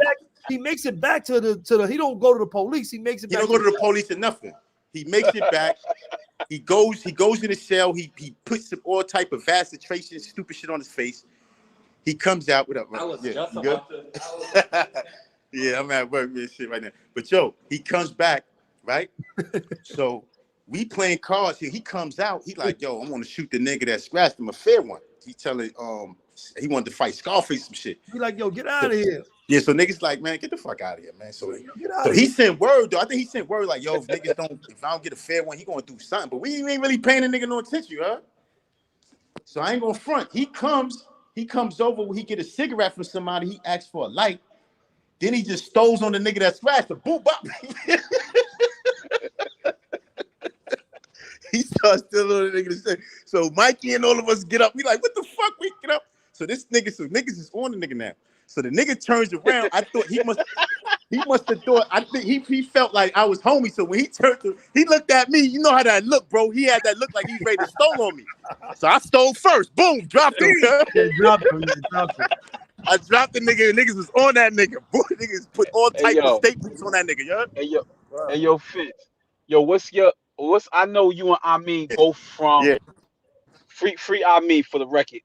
I know you and Amin both from Brownsville. Y'all literally like a few feet from away from each other. What's y'all relationship? How did y'all grow up together? Like, what's y'all relationship growing up? Oh man, that relationship, that's my brother for real, man. Listen, before we even like when we was in the street, bro, you know what I'm saying? All praise, man. I mean, first and foremost, you know what I'm saying? Absolutely. Like, I mean, it's different, man. I mean, you know. Damn, you going out right now, Fence. Kids, hey, what's up, Brody? How to fight? Hold on, say that again, bro. Yo, Fence, say that again because your reception was real bad, real quick. What you said about I said, hold on. Let me just check in with you. Hold on. Yo, what up? Yo, y'all tuned in. We locked in, y'all. We got the Brownsville Brooklyn legend up in the building. Hold on, I want to interview me. Go ahead. Yeah, so check. So me and Amin is brothers. That sound like Kayla right there. Nah, that's not Kayla. That's Shorts. Yo, Shorts. Hey, what's up, y'all? Yo, what's up, sis? How you been? I'm good. Yeah, that's gang for real. Yeah, but me and I grew up, you know, since we was like kids and shit. Went to the same junior high school together. You get what I'm saying and all that, man. So it's like, whoa, man, it's a different situation. You know, we've been in each other's crib, just like you, Mo, like coming to the crib and shit like that. So, you know what I'm saying? So it's like, and then we formulated because my project has only got 4 buildings, and Marcus Garvey only had, you know, few selective individuals that came out there. So when we used to all go to this junior high school called 275, we had beef with the Plaza niggas, Newport niggas. You know what I'm saying? It wasn't that many of us. So shout out John Boy though. That's right. Shout out John Boy. That's a fact. Shout out John Boy. Man. I'm gonna tell you a story with me and John Boy too. With me and him used to fight every fucking day too over a chick too. Yeah, John Boy, I'm blowing your ass up. You wanted to beef with me over we Netta. blowing, You we know what blowing I'm you talking up, about, John Boy. On we locked in, you get blown. Me and this nigga Yo, fighting and over a joint. you know me and John Boy go back to we was like 6 years old playing basketball in 275 in BRC. That's Yeah. my brother right there, man. Me and this nigga John Boy had like 1,000 fights, homie. Word the mother. That nigga's crazy. Yo, John Boy, yo, that was a fight. Yo, I ain't gonna lie, man. Yeah, Yo, niggas just every want to time fight, we got man. together, we was about to fight, man. Every single time, man. He's horrible, man. Yo, He don't give a we fuck. was kids. He want to fight over everything. He was a Everything. classic case of a Brownsville dude. He's Brownsville all the way. John Boy, that's John Boy, son. Man, Oh, that's John Boy. That's my brother though, man. I love shout out to John man, Boy, man. bro, with Shout out that to nigga. number See, 2 Ali, man. Shout out to all of us classic, came up man. together. Like that's what the funny thing. Like me, John Boy, we all went to the same school, bro. All of us went to the same junior high school. Came up together. You dig what I'm saying? So it's like even when if like John Boy, niggas from our projects had beef forever. But when we came to jail, nigga, that shit was like, man, the fuck out of here, nigga. We keeping it Brownsville. You know what I'm saying? Right, Yeah, what's up? absolutely. Hood, baby, right? Oh. Say hood. Yeah, facts. Yeah. Yeah, and yo, now only reason I asked that, man, because I like to ask those questions because a lot of people don't know like the extent of our relationships. They think that perhaps it's some jail stuff. They don't know this Right. thing is real serious. It go back to a whole different time. And Right. Right. Right. I was Right. I was telling Mikey about my first bid up north. Right. Right. I was telling him about the blicky. Yo, dudes don't know my first bit up north because we was listen. It's a quick story. We was having Yeah. little issues in my hood or whatever the case would be like that. Right. Right. And shout out to, I don't want to mention names, but because these dudes is actually family from the hood, and That's right. we all grew up together. But y'all had issues with them too, and it's Right. crazy, man. It's Right. like it's crazy. So Ave got a daughter with your sister, Right. and what people don't know is Avery named his son after me, which is your niece's brother. That's a fact. So they don't Facts. really know how They don't how even crazy know this thing is. how deep all this shit go and the affiliation.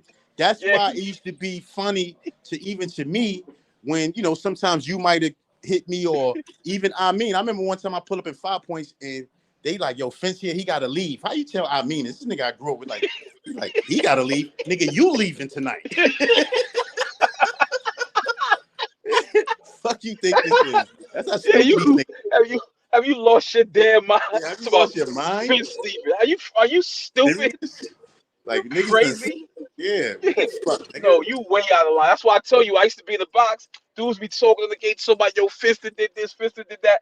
I said, listen, y'all better leave Fista alone, man, because if y'all did something to Fista, y'all did something y'all wasn't supposed to do.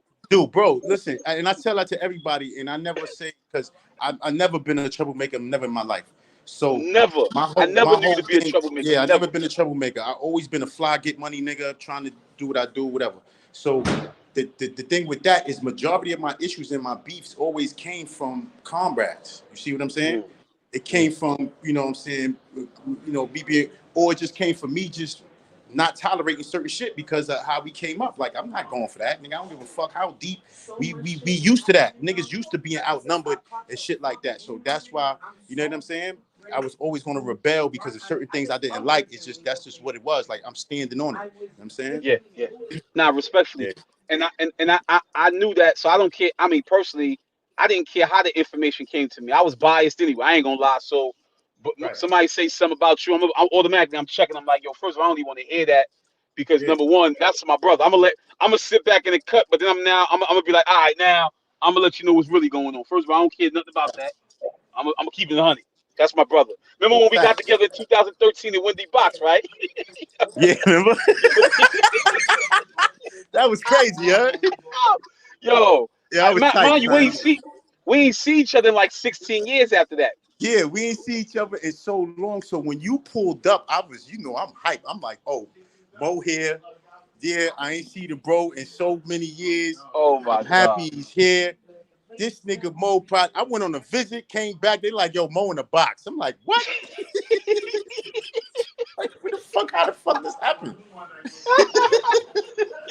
yo, man. Yo, Yo, what I so missed, man? Y'all talking nah, about how nah, much y'all both love Mikey B while I was gone? What y'all was talking yeah, about? we love you, man. Of course we love you. Now Yeah, you know we I love asked you, Fence, Mikey. I asked Fence about his relationship with I mean, being that they grew up like literally one project away from each other, you heard? Yeah, Right. literally. All right, so what's your relationship with the comrade Wise Red Willie Mingo? Oh, widespread really Mango. Me and him ain't really, to be honest. I mean, I know him and all that. Yes. He all right, but we never really hung out or did anything together. Like I said, not to put him in a category, but you think I'm saying? Back then, some of them was on Guards of Earth. Some of them Yeah, was yeah, robbing yeah, shit, yeah. doing other shit that wasn't my style. That wasn't me, you heard? Yeah, yeah, yeah, yeah, yeah. You know what I mean? And They did, they was running around doing what they was doing, and I did what I did. We knew each other and all that. We see each other. It was mutual respect, but I never really dealt with them. You heard? yeah, yeah. Nah, Yeah, I be yeah. knowing. And they like you said, they still was family because at the time, the Nation of Gods on Earth, they was moving. I mean, in Brownsville it was. I mean, when you got to think about it, man, Brookline was right there. Right, Brookline was right there. So when you think about Brookline, East New York, Brownsville, Fort Greene, these is right. like the epicenters of the Nation of Gods and Earths in Brooklyn. So it was like really going down. Damn. Yo, And then you got next to week. remember, see the history that dudes that really know Riverdale, like us, we had beef with them niggas. We had beef with the guards Yeah, at yeah, the yeah, time. yeah. That's a fact. You know what I'm saying? It was mad beef. Like, you know what I'm saying? It got kind of spooky. It got critical. Like niggas dropped, niggas was dying, niggas got hit and all that. So you dig what I'm saying? Like I said, me and Willie Mango, we never had beef personally. You heard? You Yeah, know what I'm yeah, saying? yeah, It was never nothing with me and him, but I had probably issues with some of his peoples, but never with yeah, him. yeah. You Absolutely, absolutely. know what I'm And you know saying? what was crazy is that y'all projects was the smallest projects though, because so y'all really had to stand out because y'all was Had to. y'all But wasn't big like I like said, Tilden. Riverdale was predominantly Guatemalian, Honduran, Dominican, not to take nothing away from them, but a lot of them niggas just came to the country. They didn't know what the fuck was going on. So it's only was a handful of us in Riverdale. You dig what I'm saying? Because it ain't that many motherfuckers that really come out of Riverdale. You see what I'm saying? Yeah, yeah. You No, know, I mean I'm thinking about that. I'm thinking about there's only 4 buildings, and there's then only four buildings and there's only four y'all buildings and there's 9 floors. yeah, y'all surrounded by Noble Drew Ali. Y'all Noble surrounded by Drew, Tilden Van Dyke, Tilden, Van Dyke, Ma- Marcus Garvey. Marcus Garvey. Facts. Like yeah. I ain't even start coming back to Brownsville and LH and Cephalo. We ain't even talking about that. We just talking about y'all being these 4 small buildings in the middle of Right, all this stuff, right? And y'all really right. had to stand out because like did dudes even really respect Riverdale dudes? Like, yo, who's Riverdale? No, Like it's no, they did you not. know, I'm gonna be honest with you, bro. Niggas did not. Niggas did not respect niggas. That's why niggas had to put it in even more. And then another thing is this, like I said, I was a booster, bro. So I'm not the shit on shiznit, but like at when shit was hot and heat, niggas wasn't leaving Riverdale, bro. yeah, yeah, yeah. You see what I'm saying? Niggas wasn't leaving Riverdale, nigga. I was going to Van Dyke. I was going because my sons are gonna be boosting over there. I'm going to Garvey. I'm going to 90s. I'm going all over, you heard? Yeah, yeah, You dig what I'm yeah. saying? Nah, Then I'm coming to the east I over remember there that. with y'all, so I was moving around. Yeah, nah, I remember that. I remember that. I remember that. You I see what remember I'm that saying? vividly. Right. I was moving around, so like, I seen niggas probably hate and shit like that. Shit. Sometimes shit transpires, sometimes it don't, whatever the case may be. But I got you. You know what I'm Hey yo, saying? But and late 80s, early 90s, man, it was hot in Brooklyn, man. It was hot, baby. that's a fact. You It know was that. hot. It was Remember, hot. remember when I had the situation up in the dike? Remember the situation? It was the Yeah, now situation. see, I'm glad you mentioned that because if you Yo, remember, when we went over there, when we went to the dike and we was chilling over there, when you was getting money over there, and if yeah. you remember when the selective niggas came and it's like, yo, remember when I was over there, it was like, yo, they thought we was Yeah. coming over there to like to do some shit. Like niggas ain't coming over here on that type of timing, nigga. What the fuck y'all Nah, we talking about? good. Yeah. Yo, was some interesting times, man. That's a fact. And remember, y'all So see, because remember how y'all took his remember when you and Steven, y'all niggas took y'all show to Baltimore. You know what I'm saying? yeah. And I still Yeah, was running around in the city. that was another chapter of our lives, man, where we where we really was running them streets, man. You know, remember the late 80s, early 90s was it, everybody out, the older dudes like Abe and them started going out of town. And that was like the thing back then. Dudes is hitting B-more, dudes is hitting DC, dudes is hitting all this stuff. And we just decided to hit Baltimore. Yo, man, I always tell individuals this, man. Being from East New York and Brownsville, Yeah. listen, man, I never saw poverty until I went to Baltimore, Maryland, homie. Yo, Yeah. I thought Brownsville was poverty, right? Yo, I thought Brownsville was poverty. When I got on the west side of Baltimore, Maryland, I Yeah. said, oh, this is like a third world country, homie. Country. That's a fact. This thing is on a whole different level. But yeah, so now remember when I got locked up for the gun? Remember, Yeah. remember when I got locked up for the gun? Hold on. Yeah. Remember when I got locked up for the Mo. gun? Nah, Yeah. no, don't worry, Conrad. Remember when I got locked up for the gun? You was on the other. Remember we was always close to each other. Remember when I came up? Remember when I came to Fort Upper? You was on the one side, I was on the other side. That's a fact. We was in Fort Upper. That's when this fucking grown ass nigga Killer. Remember Killer? Yo, Killer was like 94 years old, bro. That nigga Killer was like 90. He had the phone. Somebody, I got the phones. Yeah, of course, nigga. You fucking grown ass, brolic ass nigga, like just came from Attica from 78 to adolescent. Yo, but Mikey, but check this out, Mikey. I'm on the island now. Fensta's already there in the 4 building. Yeah. Fensta's there. I get locked up with the hammer that Fensta gave me. That's a fact. I was just telling Mikey the story because I said when we came over there for the Steve shit, well, you know how Steve always laughing. He like, yo, niggas got knocked with the hammer. I'm thinking, I was like, oh, niggas playing with me. Niggas done booked me for my hammer. Somebody then I come to the East. I see Mo playing ball and shit. I'm like, how the fuck they got knocked with my shit? He's out here playing a one-on-one. Yo, Fensta. Yo, you had a fight with, yo, Giants TV salute. Yo, you had a fight with Red Cafe on the visit? Huh? You had a fight with Red Cafe on the visit? Who? Nah, I ain't had a fight with no Red Cafe. You talking about the rapping nigga? That's my son, Frankie. I mean, that's Frank White. Brother. Frank That's White. Frank White brother. Yeah, salute to Frank White, man. My son Harvell. Yeah, salute to He Frank just came White. home too. Facts. Congratulations on your freedom. Facts, bro. He just came Nah, I home. never had a fight with him. He got me mixed up. Whoever said that, nah, they got the wrong individual. That was Giants TV. That was Jai. Shout out to Jai's TV, man. Salute. Jai Ace, shout it out. Yo, Jai Ace, let Bat know. Let Bat know, man. I'm gonna reach out to him. Let him know I'm gonna reach out to him, man. Yeah, tell Bat, yo, salute Batman, man. Yo, definitely salute Batman. I gotta reach out to him, man. We're trying to get Bat up here next week, you heard? Yeah, salute Bat and Rob. Remember, Mo, when we was in Washington, Rob was there. I know Rob was there. I think he was agreeing with me Rob. too. He was agreeing with me. He must have left Green and came over there with y'all.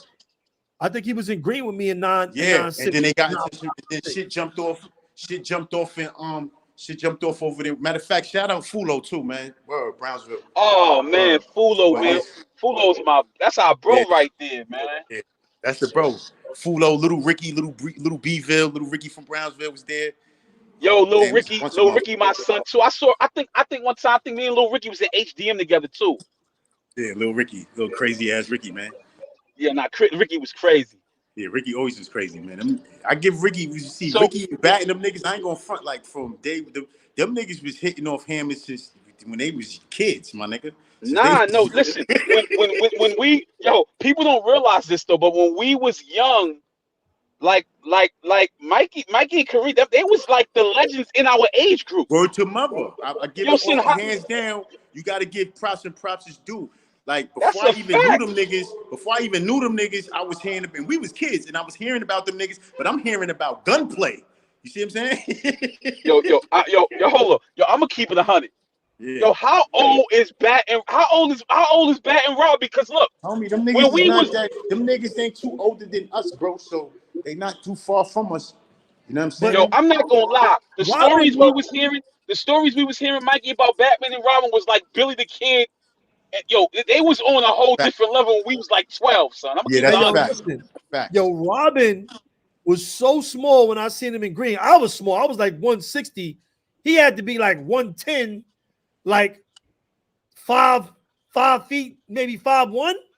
No, in our hood, yo, Yeah. when I He heard the was Batman small, and bro. Robin, yo, when I heard the Batman and Robin, all I thought that these dudes was flying over buildings with capes on. Like that's how big, yo, that's how big, yo, Fitz, I'm lying, yo, That's that's a how fact. big their reputation was, right? That's Yo, how big they shit was, bro. I yo, give hands down, yo, like them niggas' reputation was crazy. Then when you see them niggas, you got 2 little 5'6" niggas. That's what I'm saying. They small. And when I met Robin, he Word. was like 17, 16. He was young. Yo, listen, he was yo, so. the funny thing, I never met me and Rob met each other a few times, but I never met Bat. I never met Bat. I think I met Bat in Elmira later. I met Yeah, Batman in Elmira in yeah, cause '07. We Bat was in '07 Bat was together. homie. Bat was banging at one Yeah, time. yeah, Yeah, I nah, think he he had was, he fell was, back. he I Cause think was, when he I he had was. fell pulled up, back. when I He pulled up became, in Comstock in 99, he was banging, and I remember when I pulled up, like 2 months later, he got knocked with a hammer. yeah, I think he had fell back. I think I met him in '07. He had already fell back. I think Rumble was over there too. A lot of them was on T-Bone Blast. I seen a lot of them was on T-Bone Blast, Slave and all of them. That was in Green. A lot of Brownsvillians was on T-Bone joint. Yeah, T-Bone shit. See, I never See, met the brother Slave. I heard good things about him. I never met him though. You what heard? slave from Barcelona? I think Yeah, from Slave light from skin. sure. He Yeah, got Yeah, like slave from he from he got like Howard, right? eyes. He got like green or gray eyes. I think Yeah, that's slave. I think he from Langston Hughes. From what I heard, I don't know. Nah, I never met the brother, but I heard a lot of good, solid shit about him. Yeah. Yeah, that's my T-Bone. son. Me and Slave was together back in the days. That's my bro. I think Slave is from Howard. Fence. Yeah, yeah. I think he probably I is. He think he probably is is. from Like Howard. I I said, think he is from Howard. I'm not too familiar with him, but I just heard about him. Okay. Yeah, nah, that's my bro. Me and Slave know each other. We was together back in the day. Hey, Yo, yo, so Fence, Robin, Yeah, he was yo, in Fence. So, green creating so, havoc, bro. Go so, ahead, yeah, go ahead, go yo, ahead, bro. nah, yeah. Bat and Rob. Listen, I'm telling you, Bat and Rob was like they was like Bat and Rob, like for real, on a whole different level. They was crazy. Yo, I can't wait to interview Bat. I got some questions, man. Yeah, I want to know Bat how. Fisher. My first question I'm asking is, how old are you? You got to be like 58 the way, because yo, we can't be the same age, because these dudes was like legends when we was like 8 years old, bro. These dudes on a whole different level, man. Hey, Fact. And then but legend has it. Legend. I hope he talking. I'm most definitely going to tune it because legend has it that somebody kidnapped the nigga and all this crazy stuff. yo, Oh, word? yo, that only adds more to the Yeah, add more storyline, to man. it. Yeah, Hey, yo, but Fitz, so all right, so you go home in 9/7, then you come back, you get the time. They sentence you, yeah. They they put your sentenced me. freaking lights out now. Yeah, they Like put what? my lights out. They sent me up north. Not But you know, what's your mindset? What's your mindset like, man? Like, damn, like now you like, damn, I was up north, I was on the island with Mo. We was up north together. We was in Mount McGregor. We was in Wash together. What's your mindset now? Like, I came back up with a life bid now. Now you got 25 to life. now my What you think? yeah, my mindset was like a lot of people too. Like being that we was kind of, I mean, we wasn't all the way ignorant to the law, but I just always felt too like I'm giving this time back, like how everybody else probably felt. You heard? You see what I'm Yeah. saying? But it didn't really hit me. I'm gonna keep it real. Like when I blew trial, it didn't hit me until that motherfucker actually said the actual time. You see what I'm saying? Mm, mm. And then that's when it's like, okay, now shit just got real. So I know that you know what I'm saying? Yeah, it got very real. Yeah, shit got real, man. So now I'm like, damn, man, you know what I'm saying? I gotta get up out of this. So what they But gave you? they gave me 25 to life. Man. Yeah, they sentenced me. I blew trial, gave me 25 to life. I ain't getting no offer. I wasn't copping out at the time because, even though I did little bids here and there and little shit like that, but you know what I'm saying? At that time, at my age, how old I was a teenager, but even 5 years would have sounded like a decade or more to me at that time. I wasn't trying to take shit, you heard? Right. You was 19. You was 19 at the time, I think. Yeah, I probably was 19 at the time. And I'm be real with you, bro. I wasn't taking nothing, homie. I wasn't trying to really take nothing. I'm like, fuck it. They give it to me. I'm gonna try to give it back. You know what I'm saying? And throughout Yeah, my journey of being in prison, that's what I did, man. That's what I did. I was always trying to get that time back. Let me tell you something. So I told Mikey B this, and I think Mikey had a question. Pardon me, Mike. It broke my heart, right? Because I didn't tell you I was coming home. I didn't know I was coming home in '97. Right. I didn't know that because I didn't know at the time that you could get work release. I didn't know you could get work release from getting caught with a hammer. I thought that because it was a violent crime, you couldn't get work release. Least, So right. when I got the papers in the mail that I was coming home, remember I spoke to you that weekend. Exactly, bro. Remember? And I knew I was coming home. So bro, when I finally came home and I saw your sister, bro, and she broke everything down to me, Fence, that was one of the most hurtful things that you hear me, Fence? And he went out for a minute. Mikey, that was one of the most hurtful things because you never want to hear your comrades get locked up, number one.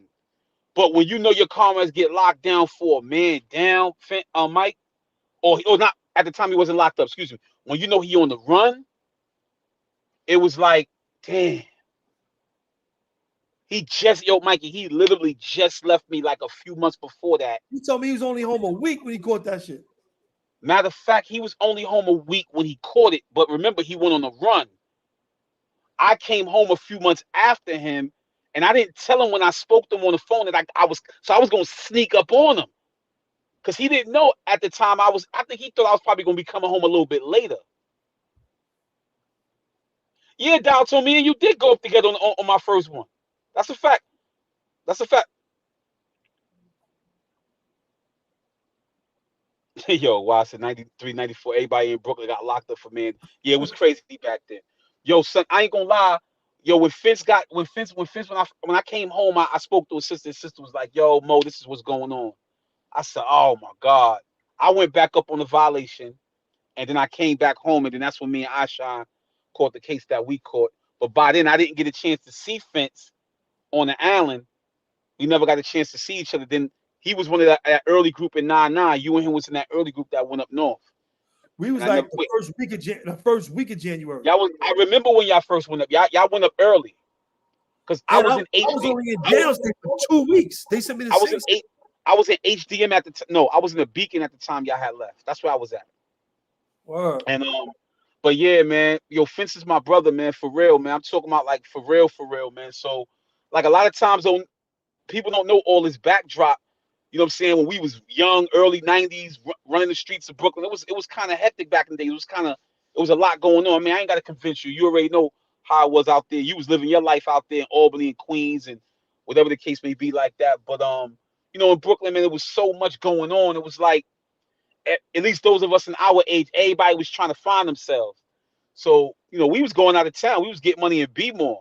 So it was a whole different mindset. Our mindset, let me tell you something. Our mindset was trained totally different, man. We had we were wired different because like Finn said, I was learning everything from, not everything, but most of what I was learning was from Avery, right? Who his niece's father, right? Well, his niece's father. So that's where I was learning much of my, whether it was fighting, learning how to throw your hands and stuff like that, or whether it was whatever.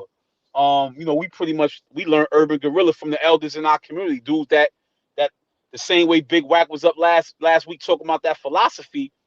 Man, we was learning that philosophy from the big bros in the hood. Man, I could name a long list of names of individuals who we was learning that urban guerrilla philosophy from, and they taught us how to survive. Not everybody made it, because of our 5-man team that went out, that was in B-more together, 3 didn't make it. Yo, You know what I'm saying? 1 got killed by police and 2 got killed, got gunned down, and only 2 survived. Me, I ended up going to prison, and Abe's little brother Steve, he stayed out here in the streets. Yeah, I got about 5. I got about 5 of my bros that ain't make it 18. But I was listening to Ron doing St. Last. Yeah. And one of the things he was saying is about fear, having a healthy set of fear. All the dudes that were all the way fearless, crazy, most of them got killed because they put themselves into situations where a dude that was like, had a little bit of fear would have thought like, nah, I ain't going to that. Yeah. That's too much. And my guys, I had some guys, they was like, they was crazy. You know what I'm saying? Yeah.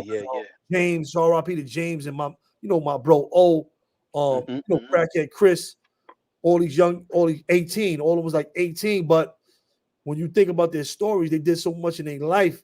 It seems like they lived longer, but they was only like 18, 17, 19. Tony, Tony died at that age as well. You know what I mean? But that's what it really is, though.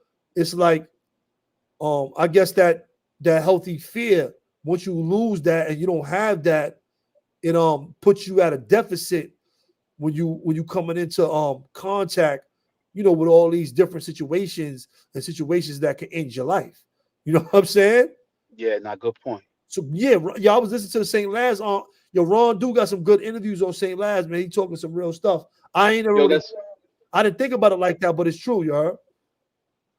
That the crazy thing is that I didn't even know that. Now you got me thinking about tapping in. I didn't even know that. I'm glad you did tell me that. Wise Brim said I had just got to Auburn in 03, didn't even get my property, wake up from a nap, the gunshots locked down for a week and some change, eating cold sandwiches, still roam, got my property.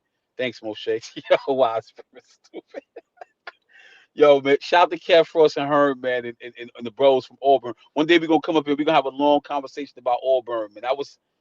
We gotta have that conversation. Yeah, we gotta have that conversation because people don't know the plan of what actually went into that and what we was actually supposed to do. But I'm kind of glad that that's not the case anymore. But yeah. So I'm when I hear you talk about that, like some of your comrades passing away and so on and so forth. Mike, we lost so many individuals, man. It's like, it's amazing. That's why I'm so thankful to be alive. Like, people see me driving my little V, you would think, bro, I'm driving a freaking Maybach. You know why? Because I'm thankful that I got the little bit that I have. I come home, I'm thankful. My crib to me is coming from a cell. I live in like a 15 bedroom mansion. Like that's where my mind is at. You know what I'm saying? Because I don't take nothing for granted. And I see all y'all here, and I'm like, we lived our lives. We still living. We breathing. We survive. And we got so many comrades who no longer here. So I'm thankful for that, man. But Vince, real quick, right? So we going through a bunch of stuff. I don't know if you heard us or whatever the case may be. Right. Like that. Now I heard y'all. Okay. So your mindset is that you going through this 25 to life year bid. Did you ever think that you would literally do 25 years? I didn't think that. I didn't feel that way, and I didn't think that. So at the time of me, like, I'm gonna keep it real, like, even my hustles, even when I was hustling, I was always hustling to get lawyers, to do this, to do that, you know what I'm saying, to push it together. So I never thought I was going to do that time. And then after a while, my mom was trained to feel like this. I said, I'm gonna go hard. I'm gonna try every avenue to get myself out. Because if I don't get myself out and I got to do the 25 years, I feel content. You see what I'm saying? That I tried every avenue to get out, bro. Because I was just never going to be just sitting around being stuck on Chuck and playing games with these niggas, you heard? You see what I'm saying? I wasn't trying to hear that, bro. Like, I had a whole different strive. And that goes for all of us. That goes for me, that goes for you, and that goes to Mikey B too, because at the end of the day, we ain't been out here for no decades and shit. And look at the positions and look how far we came thus far. So that's speaking value. That means that niggas wasn't just in the pen playing ball and doing dumb shit or just working out and not really educating themselves, bro. Poker fights. Yeah, all that corny shit. You know what I'm saying? Yeah, we did our nonsense and we contributed to the bullshit, but at the end of the day, motherfuckers educated themselves, bro. Right. Yes. I was just telling Moshe before we get back into your interview, I was just telling Moshe today for the fatherhood program, I just went and talked into a meeting to a bigger organization and got another 10,000 for the fatherhood program today. You know what I'm saying? Right. Hey, Mikey, OG Love said LES is listening to y'all through the cell. He's smiling. Yo, Cujo, we love you, man. Wow. You tell that's right. You tell LES, you already know we send our love, man. LES, we love you, man. We love you, man. That's my bro, boy. We was in HDN back in days. We got some stories to tell, LES. That's Spanish LES? Yeah, Spanish LES. I think I know there was so many of them, but I think that's the original one that was on the island back then, right? That's the original one. I was all right. Yeah, that's LES. Yeah, that's LES, man.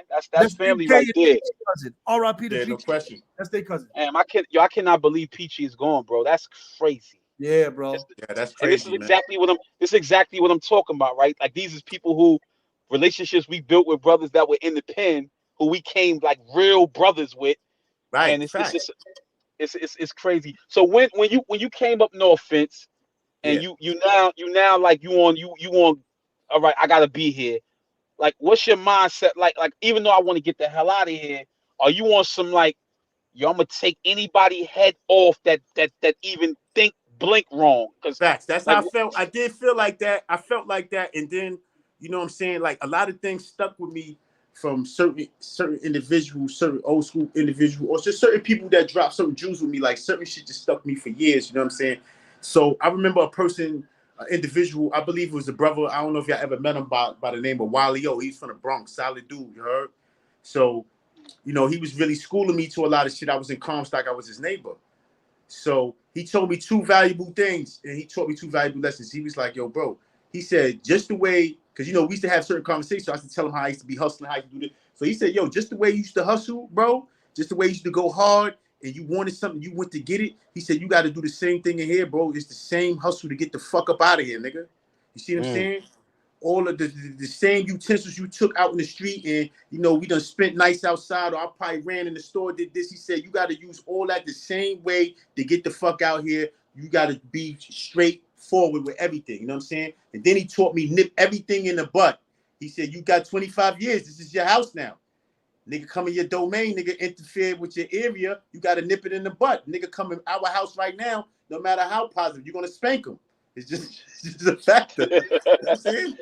That's Either true. I'm gonna spank you or you're gonna spank me. Either or, somebody got to get spanked in the situation. I don't mind, you heard? I don't mind getting spanked. I'll be worried about when I spank the next nigga, he's gonna tell. I don't care. Yeah. And my mindset always been like that. And it's funny, and I don't want to. Nah, I'm gonna wait. Go ahead. I'm gonna wait.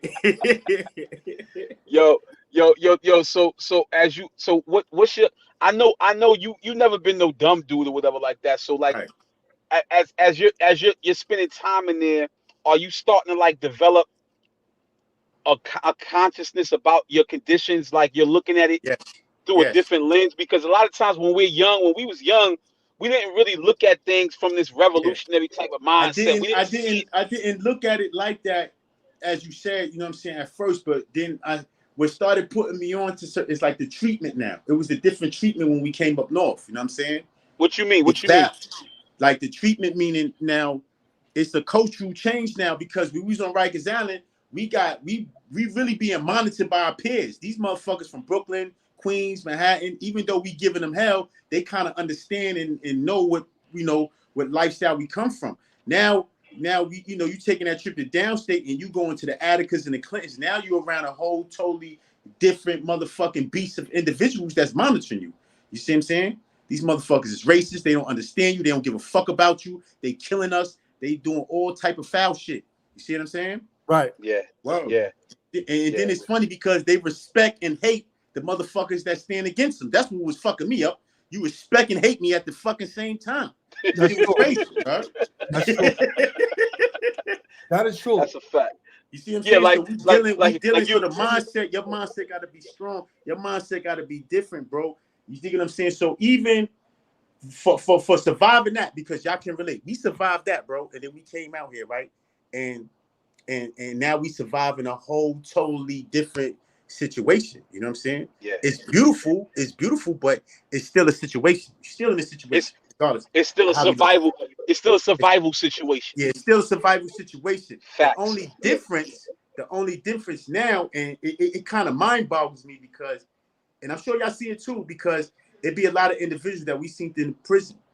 They might have been flying jail. They might have had all the shit. Because remember, back, when we in prison, we dependent on your peoples to send you stuff. You depending on this, you depending on that, or whatever the case may be. Out here, we on grown man time. Ain't no dependent. Go, you gotta make it happen. Right. Facts. You know what I'm saying? What up, Clay? That's fact. We making it happen. You know what I'm saying? Shout out, bro. Look, this my bro, Low Life Claiborne, original Low Life, man. Make it happen. Nigga. We out here making this shit happen. Yo, salute. What up? Yo, what's Yeah, good, man? What's good? Salute. Yeah, actually, that's Claiborne. That's Ralph Lowe and Pup co-defendant, you heard? Okay. Oh, okay. Yeah, facts. Okay. Shout Yeah, out, man. So he family then. yeah, he's family. Facts. No Bro. question. Yeah, facts. So I say Shout that out to say Ralph that. Lowe, man. Shout out Ralph Lowe and Pup, man. Yeah, shout out, man. Bro, shout out to the Bro. people you already know. Yeah, shout Hey, out. yo, hey, yeah, because you know, you're right though, because the mindset of being on Rikers Island is totally different than being in It's Attica Correctional yeah, Facility. it was totally different, but it's sad because you see how all of us came up, right? I'm looking at you and I'm looking at Mikey B basically as the same. I just know that y'all changed our way of thinking. You see what I'm saying? Yeah, yeah. But I know at any given moment, nigga, we could be anywhere, nigga, get crazy. We all gonna get crazy. It's just a given. But Facts. you see what I'm saying? But the difference is this: like you had certain people that was in the P now that I look at now, like they had these powers. You know, you had the strength to write letters and do all this other shit. But you come out here, you can't even formulate a letter and shit like that to work and do. You see what I'm getting at? Like the Right, shit is sir. fucked up and sad, bro. And then you got Yeah. individuals that I learned too. Like we all did time, bro. And some niggas, I mean, we all feel like, you know, you supposed to feel highly about yourself regardless. I don't give a fuck. You know what I'm saying? Motherfucker say you think you all that. You supposed to say, yeah, I think I'm all that. How the fuck I supposed to think? You know what I'm saying? right. But I say that to say this. Some niggas get it twisted, homie. Some niggas got in their mind that when they get released, that a G5 jet is gonna pick them up with back-to-back Bentleys and girls gonna come out naked and then they get mad. Then they get mad, homie. When this is not happening because you fucking delusional, you heard? I'm dead serious, bro. I think you know what that is too. A Yeah. lot of people like, and it comes from their people too. They expect things Yeah. that aren't really reality, and people be gassing them like, "Y'all Right, want bro. this, I want that. I need y'all to do this, I need you to do that." You Yeah. got to remember, in the time, like the time that we did, you might step out and nobody's there. Your support system is Nobody's gone. there, bro. People's in jail. People might have passed away. We all Yeah. had that. We all experienced, you know, death Facts. of family Facts. members and important Yeah. people to us. You Yeah, know what yeah, I'm saying? So that Yeah. whole, you know, that whole plan that you have for these other people, Facts. I think where we won at is we built our own skills. We built ourselves. Yeah, facts. And we didn't rely. One of the main things I thought about when I stepped out, I said, I'm not counting nobody else's pocket. I don't care. If I you don't look care, out, bro. if But you you look know out, why you wasn't? No, I'm good, bro. You if know you why look you at- wasn't counting nobody else's pocket though, Mikey? Because you was already doing your own thing. You see what I'm saying? Look, even in the P now, I'm hearing. You know, I see you had things. You made books, created books, a company. You and your wife, and y'all had this thing called Holler, where y'all was writing shit for people, poems, and all. You see, I was into everything. I'm about. Right. I love money. I love when niggas is making money. Mo, I'm Right. hearing Mo over here running classes. He doing this. I seen Mo and fucking 5 points. He transitioned. He moved, all this shit was exciting. I see the transition. So it also inspired me. So when I created my book, but you see, if you think about it, even when you look at it, the things that you was doing, it started from then, homie. That's where it starts from. You see what I'm saying? It starts from there, bro. We came out here and we put it to work. I mean, we still learning. We still got our flaws and making mistakes. But at the end of the day, we doing better than 85, 95% of niggas that's been out here longer than us, homie. Right. Yeah. That's a fact. No, you're right. You're right. And the funny thing, I'm glad you mentioned that though, be right, because I didn't have to be with you to know one, you still with my brother. And Right. Mikey B. Me and Mikey didn't get together in the physical flesh Right. until 2016. Right. But did me and Mikey B know each other? Of course we did. It's my brother. Of course. And I didn't see you from 97, but you're still my brother. So I can hear, we know, my ears to the streets, and I'm hearing about what you're doing. I'm hearing what Mikey doing. And yeah, y'all inspiring me because one, y'all still alive, y'all standing strong, y'all standing firm, y'all not backing down, y'all standing up for what's right.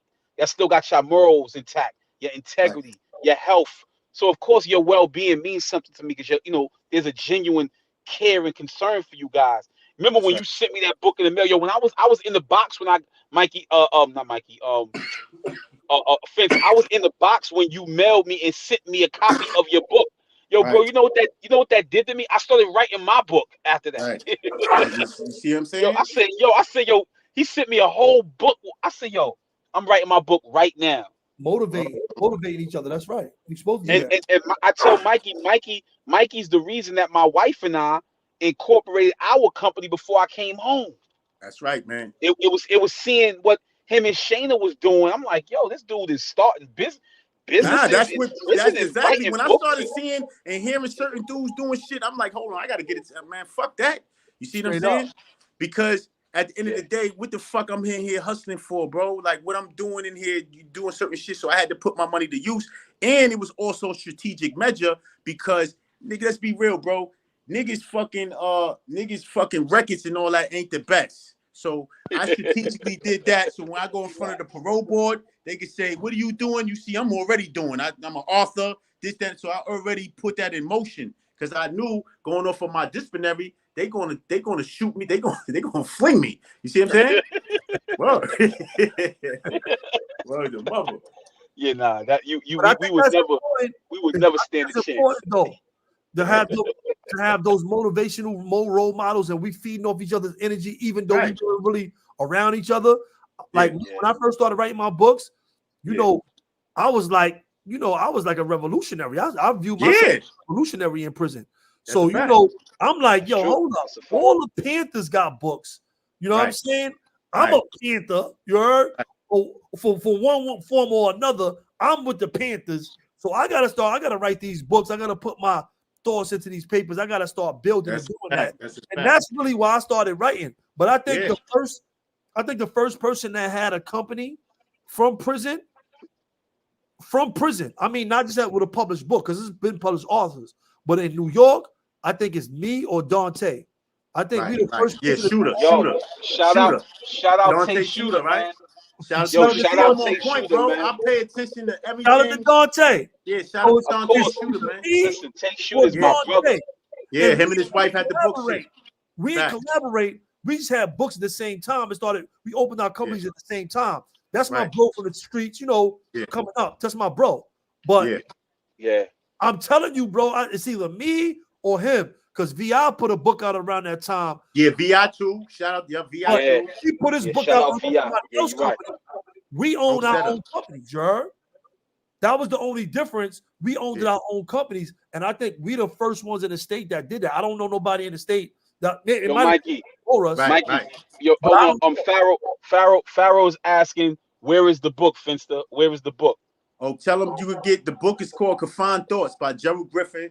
Tell them you could get it on Amazon. We you can go to Barnes and Nobles. You go to ebooks. You heard? I'm gonna put it in the chat. I'm gonna pin it right now. Confined Thoughts by Gerald Griffin. It's on Amazon. Yeah, it's on Amazon. All right, I'm gonna get it on Amazon right now. Go ahead, keep going. Everybody, I seen that there's 90 people tuned in right now. 96 people. Please go to Amazon. Everybody that's in here, buy that book. Amazon. Everybody. Link in the chat, bro. Please, everybody go buy that book, man. What's the name of Fensta? It's called Confined Thoughts. Confined. Yeah, Confined Thoughts. If you really want to support Fensta on his re-entry back out here, go buy that book. Yeah, go buy the book, man. Let me tell you something. Fensta. Buy that book. Yo, I just brought the other brother's book that was up here, Moshe. Who? The brother. Oh, Big Whack? I just got it. What, Big Whack? It's Kindle. It's paperback. It's $9, right, Fensta? Yeah, exactly. Facts. I'm about to order it. Facts. I'm about to buy 50 copies of that book. Let me present. Hold on. Let me share the screen. Let me let them see it. Funny you. Yo, Confined Thoughts, man. Hey, yo. So since we talking about books, right, comrades. So, what were some of the books? What were some of the books that you had the opportunity to get your hands on while we were incarcerated that ultimately helped evolve your way of thinking? There you go, right there, Confined Thoughts. You know the main material is the big homie, man, George Jackson. You know that shit.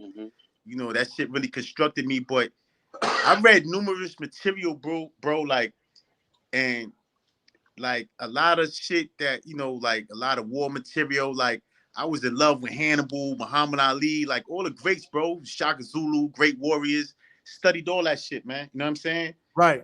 So a lot of that thing enhanced the way I thought, the way I think even now. it enhanced it. You know what I'm saying? Because a lot of them dudes that we read about, you know what I'm saying, which I say refuse, meaning like I tell people like, yo, my mind is on refuse, meaning I refuse certain things. I'm gonna refuse to be broke. I'm gonna refuse to be on the street doing nothing. I refuse, homie. You got to put your mind on that. You got to tune in on. So once you refuse, I'm not allowing this to happen, bro. I'm going hard. You see what I'm saying? Yeah. Facts, man. I'm not. Before that happened, I resort back to that's just what it is. You know what I'm saying? I'm always gonna promote positivity, but before I hit rock bottom, nigga, these streets gonna feel me. You know what I'm saying? I hate to say it, bro. You know, be positive all day, but at the end of the day, bro, that's just what it is. You got to turn up. That's why, like certain people, I tell them straight from the door, like niggas that been out here, even females and your people, I can't really have empathy or sympathy for certain shit, bro. They might say, yo, Fence, you too hard. You do this. It's just what it is, bro, because everything that I was dreaming, like even when we was in jail and people might have told us, you want to see, man, it's hard out here. It's hard out here. Nigga, it's hard. Nigga, we in a, nigga, I'm squatting, showing my, fuck you mean it's hard out there, nigga? You know what I'm saying? It's how I'm thinking, like hard. Hard where? Nigga, it's hard in here. Nigga, I'm trying to get the fuck out there and make it easier. What the fuck you talking about hard? Fensta's book is linked right now to the chat. I remember. Excuse me, bro. Hold on, give me one. Me, Mikey. Yo, listen, Fensta's book is linked to the chat. Y'all can buy it right there. I'm gonna leave it linked. Support this brother. You know what I'm saying? Please. I'm definitely copying. Crime Valentine said he just copped the book. You know what I'm saying? Yeah. Salute, Crime. We gonna cop it. We gonna definitely cop. Yo, I'm not gonna lie. Shout out to Crime Valentine. Since he came up on this channel, man, he been putting the super chats, buying books.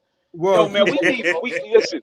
Yo, I ain't gonna lie, man. Shout out to Crime, man. Marcy's Finest is in the building, man. Yeah, you been had my book. You been order my book. Yo, shout it out. I got a new book. Me and Moshe got a new book. Man, for copping the book. He say he just bought it. What's the brother name? Top Souls of the Condemned 2 up there. Nah, that's Crime. Oh, that's Crime. My bad, Crime.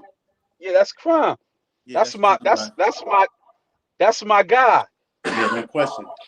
Hey, yo, but and the reason why I asked you that, Fence, because you know, like I said, I know you always been a strategical thinker.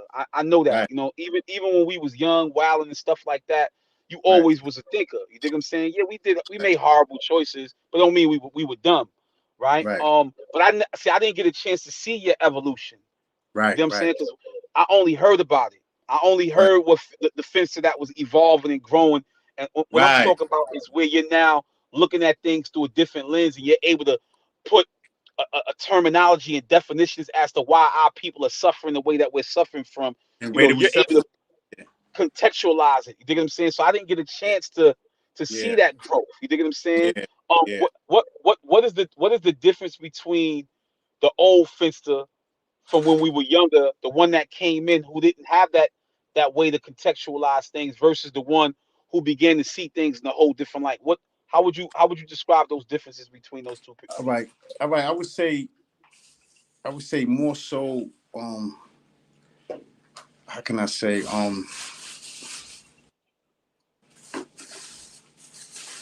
Like I could say back then I was a little bit more reserved, meaning I wouldn't say much about certain things. You heard?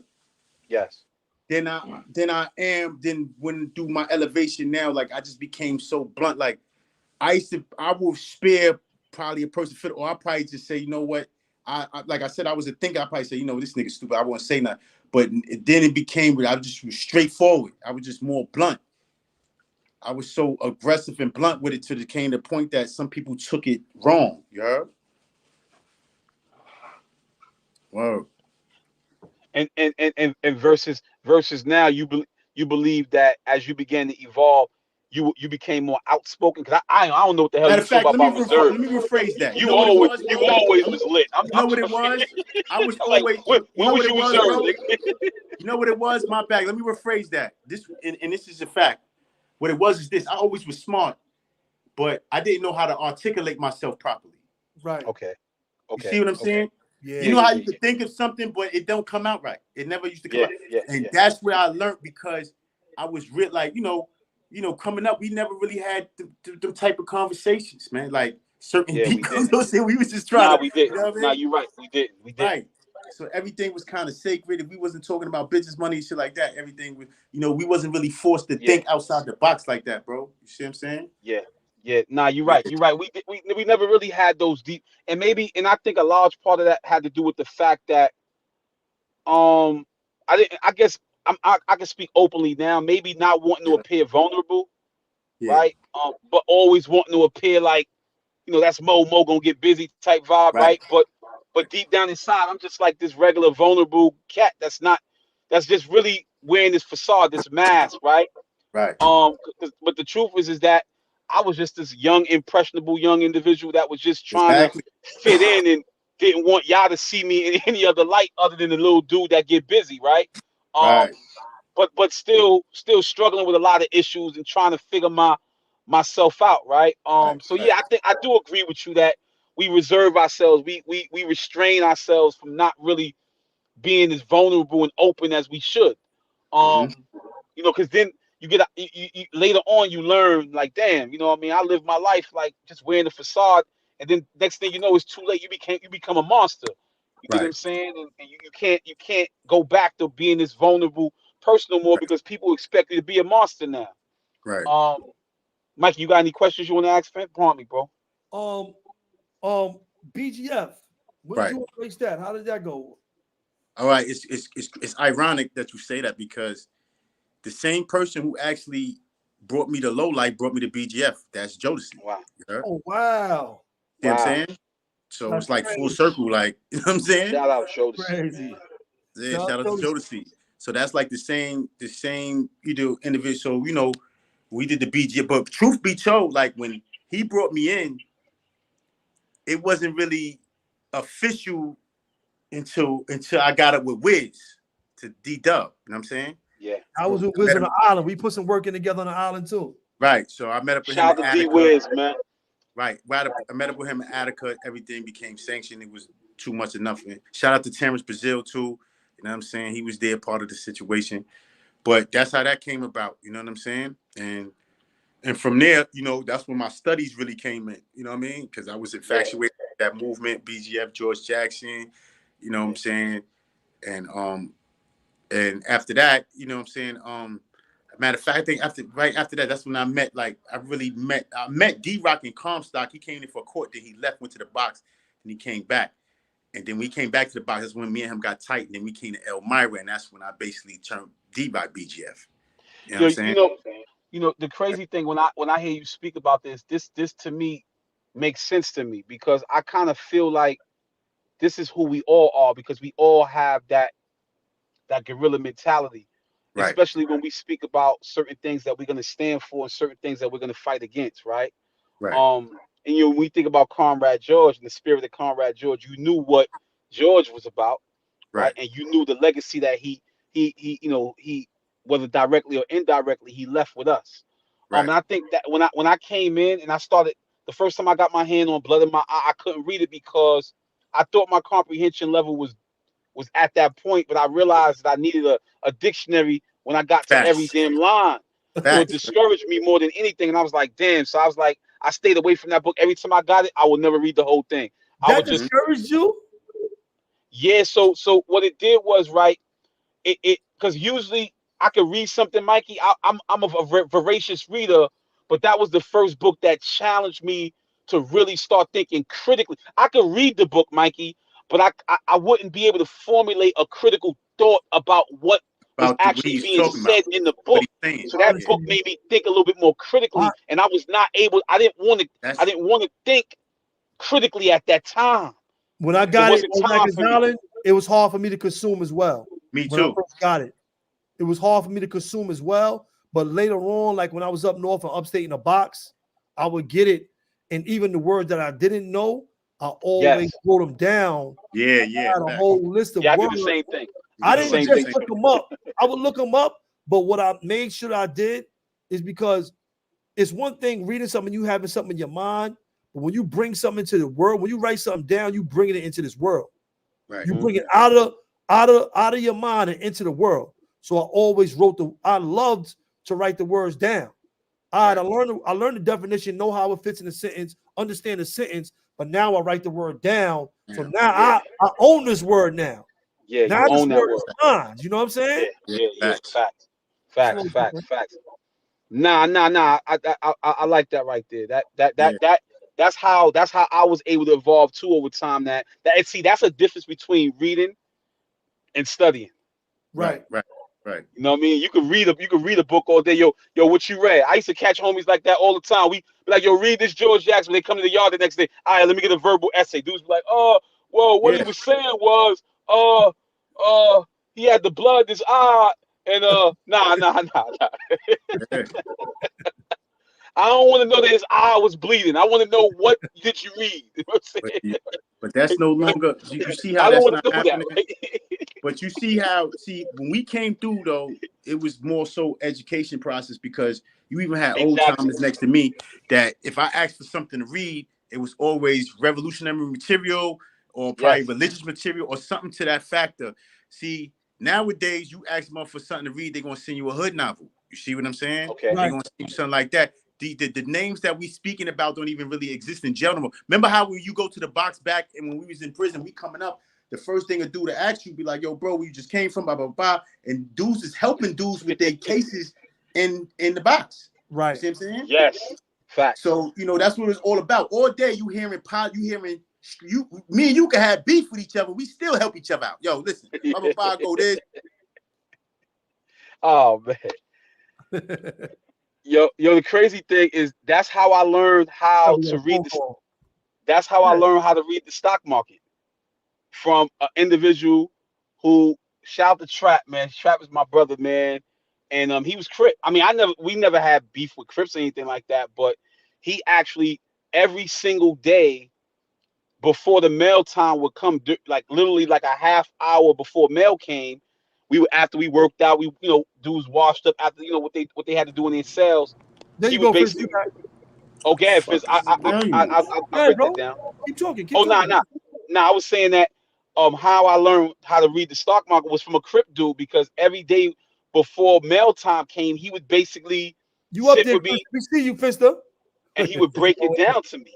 He would break down each step, what the Nasdaq meant, S&P 500, and he would break down the numbers and that's how I learned. So this is what we did. We tried to build no matter what, despite the fact that we were confined. I can hear Yo, you. We hear you, Fister. Yo, we hear you, Fizz, but you can't hear us. We hear you. Yo, shout out to Batman, man. Batman in the building, man. Shout him out, man. Shout out to Batman. Word. We see you, comrade. Sometimes you gotta go out and come back in, though. Yeah, but that's how I learned, man. Yeah, but I left out this whole shit, bro. Yeah, I hear you, bro. I hear you, bro. Yo, I hear you, Fister. You hear me, Fister? I don't know if he can hear you. Oh shit! They got it. My shit on there. How I get back in this shit? I hear you, bro. You in? Yeah, it was YouTube. He don't think he in. That mean he gonna come in twice. Fucked up. How the fuck I get back? Yo, he in. He don't know. Yo. The funny thing is that this dude, man, he's still the same dude, man. Like in that regard. The funny thing is that he's still this crazy, man. But I'm glad that he was able to break a little bit down because like evolving in prison is different than evolving in the street. As you develop and you grow as a young man into a man, and you have a family and you taking care of your responsibilities. We didn't learn that though. Our growth was kind of kind of different for us. We didn't, at least prior to me coming out, I didn't know anything about what it meant to be a man. I never knew how to.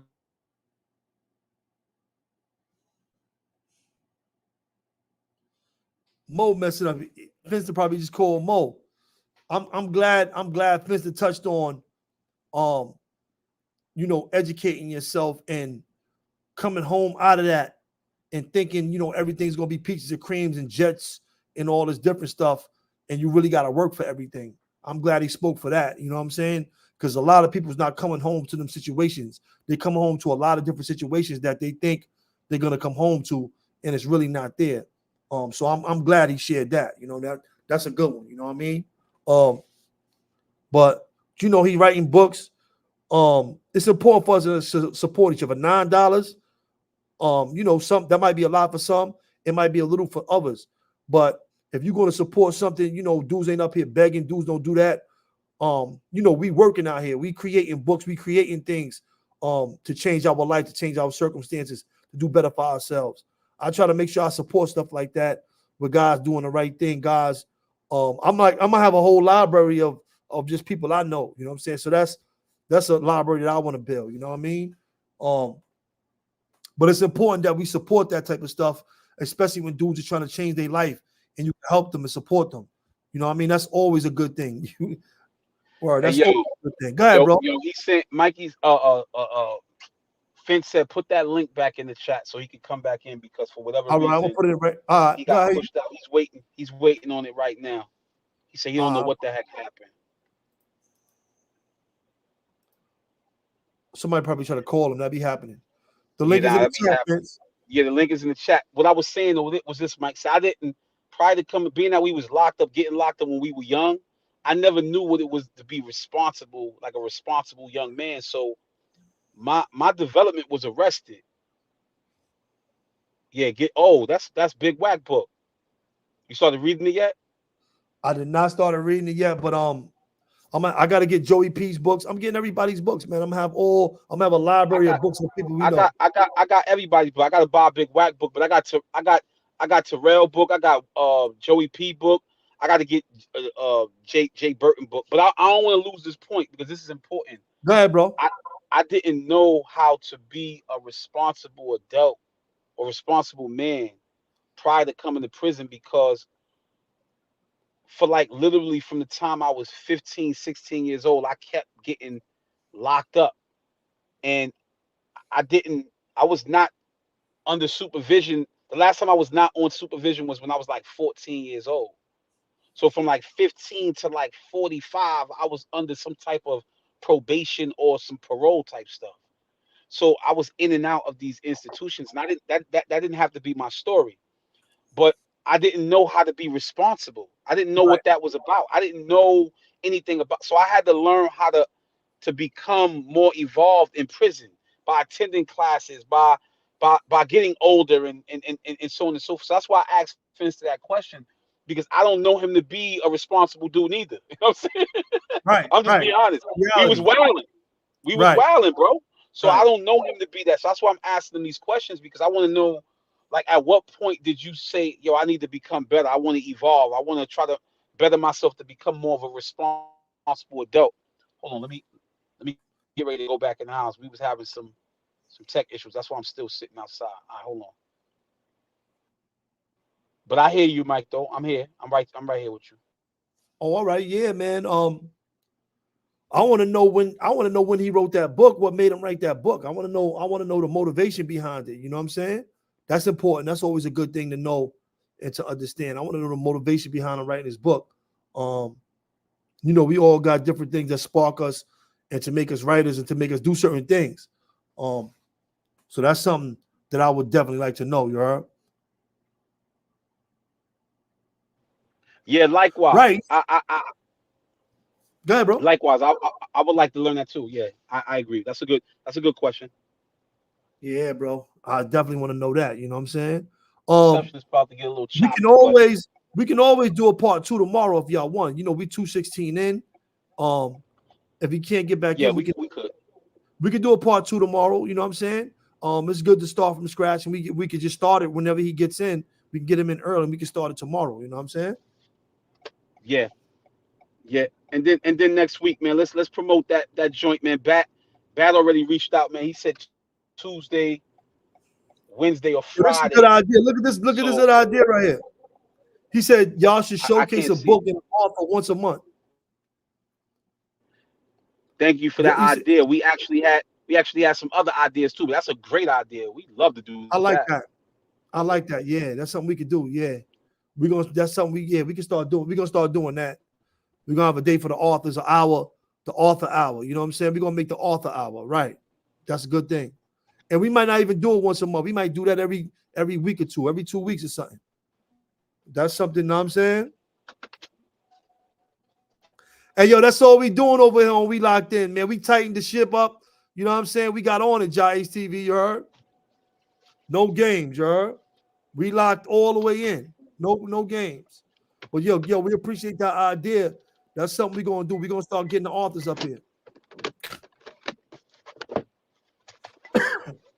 Oh, that's all we on. We ain't changing it. We got a lot of people lined up. We're gonna bring up a lot of legends, a lot of people, a lot of good information for y'all. That's all we doing now. You know what I'm saying? So make sure y'all subscribe to the channel. Make sure y'all share it. We ain't bringing up nothing but good content, legends, good stuff y'all can learn from. And we as you can see, we're gonna take good advice. If y'all got some good information for us or good advice, stuff y'all want to see, hit us up. We'll get it for y'all. We get it to y'all. You know what I'm saying? Somebody said, in your chat, one of y'all said, yo, we ain't hear y'all stories like that. Bring y'all stories. So after we get, a lot of the guys out that we already got lined up, we going to do our stories as well. Y'all going to learn about us, some more about our lives, and we going to come up here and talk about ourselves. You know what I'm saying? So we definitely hearing what y'all saying, and we going to definitely put all that into play. We ain't playing. You know what I'm saying? But yeah, I had a nice meeting today with an organization, with my organization, another organization. I run a fatherhood program, got us $10,000 today, you know what I'm saying, for my reentry program and the fatherhood program. So that's, that's good to push to expand that program and to fund that program. You know what I mean? All these programs need funding. A lot of people, nobody, you got volunteers, but most of the work is getting done by people that's paid for real. You know what I'm saying? Yeah, I'm back in the building. That's actually a good idea, though, man. I mean, it's funny thing because we was going to actually have a study group that was centered around certain chapters in the book and like that. But for somebody to say we should probably have an author hour or something like that. The author hour, we call it the author hour. We could do that. That ain't nothing. We could do that every Saturday, Sunday afternoon, or whatever. You know what I'm saying? We could pull that together. I like that. I like that idea. We know man authors. All of us are authors. Yo, we know, you know man. We know a bunch of authors, and all of us are authors. Why not? That's something that, and we could talk about strictly their books and things of that nature, strictly. You know what I'm saying? Yeah, we could get to the bottom of it, man. Perhaps we could do some readings and they could break down what they meant in their books and all that type of thing. But just tell we 2.5, almost 2.5 hours in. Just tell Fence we can finish the story tomorrow. If you don't mind, we could do a part 2 tomorrow. It ain't no biggie, you heard? This dude Ken Thompson stupid. What is that? He said, yo, my boy Mikey B looking like Young Jeezy. Everybody say that, man. Yo, they be killing me with that Young Jeezy. They call me that. They be like, yo, Young Jeezy. Smoking. They be killing me. They be killing me with that Young Jeezy. Hey, yo. We can do a part 2 with Fensta. We can finish it. We can finish the interview. We finish it tomorrow. You heard, Mo? Yeah, no question. Just hit them up and let them know we'll finish it tomorrow. You know what I'm saying? It's having some technical difficulties, but it's all good, man. We had a good show tonight, man. I'm glad y'all tuned in. Great show, man. That was good. The vibe with Fensta, good dude. To see, I want to know why he wrote that book. I want to I want to know more about the story. We ain't getting into some real key points. I think it's a little bit late now. We don't want to force him in, and we don't want to rush him into telling the story. So I think, and we're gonna put, for the people that just coming late, or the people that might see this in the comments, I'm gonna put exactly the time that he came to the video, being that he was having tech issues. So you ain't gotta waste your time if you don't want to hear the beginning stuff. You want to go straight to him. I'm gonna put that. We're gonna make that available in the comment section. Yo, man. I'll get to that tomorrow, inshallah, man. But yo, man, thank y'all for tuning in to We Locked In, man. Y'all already know what it is, man. I see everybody that pulled up: Ken Thompson, Pharaoh, Mr. Lindrock, Tato Mills, everybody in the chat, man. Elias, yo, Crime, good looking, bro. Yeah. Elias, you already know we love you, bro. Come on, the brother Watts, Dion pulled up from Watts. Bl00ds Network. Bl00ds Network, man. Batman pulled up. Ja Ace TV. Man, thank y'all for pulling up, man. Y'all already know what it is. People in the building, you heard? Thank y'all for y'all support, man. Yeah, man. You know what we doing over here. We like that. We all on content. We ain't giving y'all nothing but bangers now. We ain't, nothing but bangers and things that can build and help you. That's it. That's all we doing up here on We Locked In. You know what I mean? If this is you looking for, you in the right place. You know what I'm saying? Absolutely. If not, If not, you know, unsubscribe and go where, you know, the stuff that you're looking for. It's all good. We ain't mad at that. You heard? That shit. Y'all what it is, man. It's We Locked In. We'll do Fensta Part 2 tomorrow. We'll post it up for y'all. You already know, man. We Locked In, man. Word up.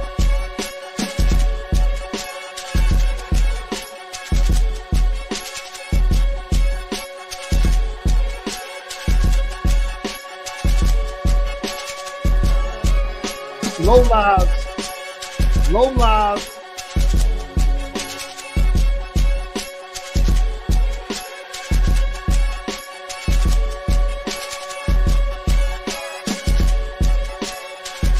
Cop that book. Let me see y'all cop that book.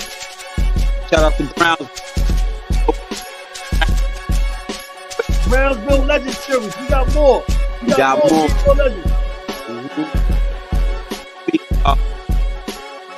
I bet.